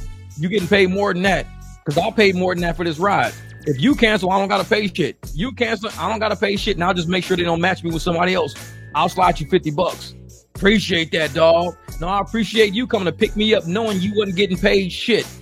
But you came here humbly for $15, humbly for $15, and you picked me up knowing I paid about $50. You humbly came here. Cancel that ride. I'll make sure I cancel the match. I'm going to give you the money because you came here knowing you needed this ride more than I need to pay these fucking apps $50. That's how we take care of each other, man. And I'm one of them people, man. I'm just one of them people because I've lived a whole life of just looking out for, like, even when I was in corporate, looking out for the staff, looking out for people who didn't have the glitz and the glam. And I was like, man, forget that.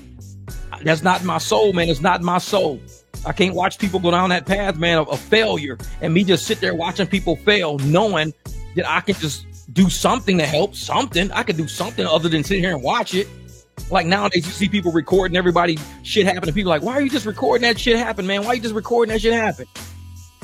I don't ever record. I see tragedy all around me. I've always jumped to say, hey, man, something's going down. I'll jump into action. Hey, man, something's happened. I'll jump into action. Y'all never see me record shit like that on my channel. But if I told you all the stories of what I do every day, the people I help, the homeless people that I go get dog treats for, the shit that I do for, stuff like that, I do it all the time because I got dogs. So I'll go to Walmart, buy different bags of dog treats. The dog treats my dogs don't like, I'll give them to homeless people because they dogs love them. Why am I gonna throw this shit in the trash can? But I don't go record people doing that shit because I think that's not a part of who I am. I don't do that for, attention. Say, hey, y'all, look at me. Give this homeless dude a dog treat. Look. I don't do that shit. I do it because it makes me feel better as a person, knowing if that person ever runs to me again, they'll say, that's the dude that gave my dog them dog treats, man. Him right there. I remember him. That's how we live life for real, man. That's how we live right. Wait a minute. Was that Advantage Mode coming to my market on the 24th, and a Tesla rental and bailing into my own car and commercial insurance for a cost cut? Oh, yeah. That's what you got to do, man. You got to do it, man.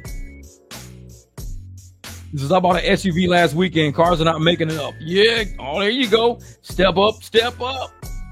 Tip 6 for Seeker's Rescue. Oh, yeah. Seeker's Rescue was me advertising for somebody to come get this dog. Because even in the video, I said, I found this dog. I don't know whose it is, but if anybody knows whose dog this is tied to this bus stop, I said it in the video. I was not supposed to keep that dog. I said, send this video out. I said it in the video. Send this video out. I've got somebody's dog that was on the bus stop. I can't keep this dog. I got 3 dogs. And so the people in the office behind me, because the security came and checked on me, the ladies in the office took my car. I said, well, I'll call you after work. I'll ask my husband if I can get the dog. So they never called me. I've had Seeker since that day. Them people never called me, which is cool because Seeker got along. But I put the bat signal out to the community with that video. I put the bat signal out. Please help me. I found this dog on the bus stop. I got 3 dogs. I can't afford this shit. I don't even got time for this little ass dog. My dogs might not even like this little ass dog. I put the bat signal out. Nobody answered it. Seeker still lives here to this day. So yeah, I do record shit when I need help. And you see what happens when I record shit and need help. Even when I record things to help people, like my old video about doing business cards and about using QR codes. When I put videos out there, what happened to Watto? Those motherfuckers don't watch that. Nobody comes to the rescue. Nobody comes. But I still show up every day. I still show up every day. Live streams, I show up every day. Videos I'm editing, I show up every day. Knowing motherfuckers ain't gonna be there. That's cool, because I'm still gonna show up every day. That's called being reliable. That's called being dependable. You know who I am. So when people say, man, Jeff, he's a helper of the community. How you know? Because this motherfucker picked up a damn dog off the street. He picked up a damn dog off the street. And he still got him to this day. Didn't even know if he could afford the dog. Didn't even know. I had to buy the dog a swim vest. I had to refix my whole backyard up. I spent the next week fixing my backyard up to keep this dog out of the pool side. Spent the whole week doing that. Buying shit from Home Depot to I had to go out in the heat. The whole gate had to be done in the heat, over 100 degrees, fixing this yard up for this dog I found at the bus stop. I put the bat signal out for people, man. I put the bat signal out. But motherfuckers still didn't answer. I was like, that's cool. Somebody knew, because when I ran to the homeless dude knew whose dog it was. He said, oh, yeah, that dog barks a whole lot. I'm like, yeah, he does. He knew exactly whose dog it was. He said, those people couldn't get into the shelter because the dog wouldn't stop barking. It's like, so now we know, even if people did send a video out to everybody, unless the homeless people knew, if they had the internet, they would never known Seeker was picked up off the bus stop by me. They would have never known. But I put the bat signal out there. And I'm like, I'm not going to sit there and let this dog sit at the bus stop. My dogs would just have to tolerate him until we found him a home. I'm like, we can make it through a day. If the ladies call me back and say her husband says she can have the dog, you only got a few hours you get to hang here. If it's the next day, somebody says we found the owner, you only got a day to hang here. This motherfucker's been here since like July. He's been here the whole time. But I'm like, whatever. He sleeps in the bed. He gets his own treats because his mouth is little. So he can't eat the same treats the other dogs. So now I got to buy 2 sets of treats, little ones and big ones. So it's like, and he eats a lot of dog food. To be so little, he eats a lot of dog food because I think he's a street dog and he's scared that there's not going to be any food. So he eats all the dog food and the other dogs think he's going to eat. So now everybody eats all the dog food. And you know what that means? I blaze through dog food. Plus there's a lot of dog shit now. 4 dogs that eat a lot of dog food because he's scared to not eat generate a whole lot of shit. And I'm like, my dogs never did. They never ate that much dog food. But he's, like I said, man, he's a little street dog. He think he ain't going to eat no more. His prices went up for Seeker. I'm telling you, man, this dog will eat like, and as soon as you pour it in the bowl, he's like jumping on like the little nibbles. Because first I bought little puppy food because he's little. Then I bought big food. He used to go eat the big food. He only eats one at a time. With a big dog, just take a big mouthful. He eats one at a time. But he will sit there and just keep eating. And I'm like, he scares the other dogs. They thinking, this motherfucker's gonna eat all the food. So now everybody's eating. I come home, it's dog food all over the place. It ain't never been dog food. Man, it's like they're the messiest eaters. I sweep it all into a pile and let them eat out of the pile because I'm not throwing dog food away. So when they spill dog food all over the place, I sweep all that shit into a big pyramid, and y'all can eat that fucking pyramid in the floor now. Because I'm not going to sit there. I don't even scoop it back and put it back in the dog bowl because they're going to put it right back on the floor again. So I scoop that shit into a pyramid right in between all the dog bowls and say, eat this shit. The shit y'all spilling everywhere, that's not trash. That's good food. Eat it. And they always eat it. Oh, yeah, the smallest dog eats more than the big dog. Very food aggressive. Man, I don't know what it is. He's very into food, man. This dog is very into food. And it made my other dogs bigger now. I was looking at my border collie. Barry used to be a little skinny border collie. He used to be the quickest, little fast. He's a big dog now. I'm like, Barry, dude, you putting some size on you. Because he's scared the little dog's going to eat all the food. And I'm like, Barry, you ain't never been that big. Barry's getting in the pit. He's at least 90 pounds now. He used to be 75, 80. He's at least 90. Because the little dog is scaring them all. It's like, man. Seeker needs to kick in some rent. Exactly. He's fucking crazy, man. That dog's nuts. He's getting big, though. He's getting big. He still won't jump in the bed. He still runs up his staircase to get in the bed. But he goes up faster and faster each time. So he's getting very big. Because when I first got him, he was too puppy. He didn't know his body and shit. Now he's turned into a little dog and he's doing it now. So he grabs me in a wheelchair if I come near his bowl. That's Seeker. And the thing about Seeker, man, he actually, I think I got a video of him. I don't know. Let me see. This is what this dog does. Let me see if I can find a video. Where is it at? Where is it at? Oh, no, it's not there. It's not there. Where is this crazy dog at? Nope, that's not it. Oh, I thought I had a video of it. But I got a video of this dog, and he is so bad. Like, I'm telling you, he's so fucking bad. I have to literally put him on the kitchen counter. I have to put him on the kitchen counter so he stops messing with the other dogs. He's the littlest out of everybody. But if I'm in the kitchen and I'm cooking or I'm doing something, he is snapping at the dog's legs, at their heels, biting at their tail. He's not leaving these dogs alone. Everybody's going to get food. Everybody's going to get food. Exactly. Small dogs are rough. That's what it is, man. It's like, Seeker better start doing private pet trips to earn his pay. Man, the small dog complex. And the thing, he's going to get food. He's going to get whatever scraps that I'm giving, and everybody gets the equal amount. But he will not stop nipping at these dogs all day. He bites Dash's ears all the time. Like, if Dash is just walking, he'll run and just, like, bulldoze right into the side of his head, full on, like, bite on his ear. Dash will start shaking his head and shit. I'm like, leave these dogs alone, man. So I got to pick him up, and I put him on the kitchen counter so everybody's friendly now. Everybody's good. But it's like, the moment you put him on the floor, it's like a wind-up toy. You put him on the floor, beeline to one of the dogs. And it's like, and he'll just lay on his back and just try to fight every dog from him. He loves to lay up under dogs and, like, bite them, like, upside down. I just said, little bro been locked up before.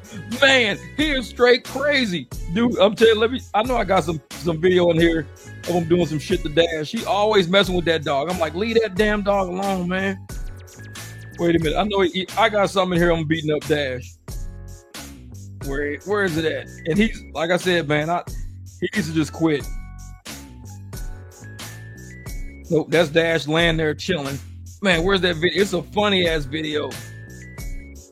I'm like, if you don't leave that damn dog alone. Wait a minute, that was the Christmas video. Man, I think I already got rid of it. But this is where they be outside playing right here. And that's Seeker right there, always chasing the big dog. Like, he's barking at her right now. He's barking at her, running in circles, barking at her, just messing with her. And she's going to get fed up in a second. He does that shit all day. He keeps, like, antagonizing all the dogs all the time. He's just running around. They do that. That's what he does. He antagonizes. He will not leave these dogs alone. And I'm like, bruh, man. So the money I lose to watch my money is my super chat. Dash hounds are stubborn. They don't quit. Oh, yeah. He said the money I lose to watch is my super chat. Man, that's what it is, man. And that's why I say most of these live streams, you got to just cruise and listen to them. Dash hounds are stubborn. They don't quit. Man. But yeah, that's Seeker. Seeker's hilarious, man. He's hilarious. He will antagonize and snap at these dogs. And I'm like, I give him peace. So I carry him around sometimes. I'm like, dude, let's go. So I'll pick him up and I'll carry him through the house. Because if I let him on the ground as everybody's walking, he's biting everybody's legs, jumping on their back. He's fucking with everybody. So I'll pick him up and carry him so everybody's good. We're all peacefully walking. So here's the fucking pain in the ass, man. This dude. And I'm like, he's still here though. They love him. They don't even attack him. They just let him do his thing. And at some point, he just kind of like wears down and leaves him alone. It's like, good. Go chill, man. Go chill. But no, well, we're at 3 hours super chat. And this is only supposed to go like 2 hours. So we went an hour over. Man, a whole hour over. So let me get ready because it's 4:40. I got my client about to fly in real quick. Yeesh. Let me make sure she didn't text me or something saying her flight got changed. Nope. So she's not there. She's not there yet. Oh yeah. All right, so my client is still on schedule, so I got to get out here, wash this truck down, clean up after these dogs real quick, make me some breakfast because it's 4:40. I woke up today at like 11, and I ain't even ate breakfast yet. I had a lot of shit I had to do today. So I appreciate you guys for rocking with me on this live stream. Man, thank you guys for the super chats. Hopefully I saved somebody some money today from getting tickets. I hope somebody listened or at least shared this live stream on a driver channel in Arizona and said, hey, man, stay the hell from up there because they're up there giving out tickets right now. You don't want to make all that money this week and turn around and give it right back to the police department. You don't want to do that. So appreciate you say, yeah, get your breakfast cookie, yo. I need to bake some cookies. I got to run to the store. There's an accident on Arizona 202 in the loop right now. They give me all of the updates. So, yep, there's an accident just right down the street from my house, actually. So, the accident right down the street on the 202, which is good because I don't drive in the daytime because these people cannot drive. So, I'm about to go ahead and wash my car, clean up, get my day started. Hope you guys make money today. Talk to your riders, create conversation. Because once you make a rider feel comfortable with you, just like last night when I was talking to the guy who was looking for his buddy, he was so comfortable. Just when he said, hey, man, can you just wait on me? You know, I'm going to run in here real quick. Can you just wait on me? I said, Lyft don't even pay us to wait, man. I said, real talk, Lyft don't pay us no money to wait, man. I said, actually, whatever you pay, they're going to give me half of it anyways. They're not even going to give me the money. He was like, what? Here's like $100. I'll give you $100, man. That's how it all started. Me just being straight up with the guy, telling the guy, Lyft don't pay us. We don't get paid like that. I'm trying to do services. I thought I was going to pick you up and drop you off and be done. I was cool with that. But now you ask for a little extra, and I'm just letting you know, Lyft's not going to pay me, man. Just sit here. They're not going to pay me.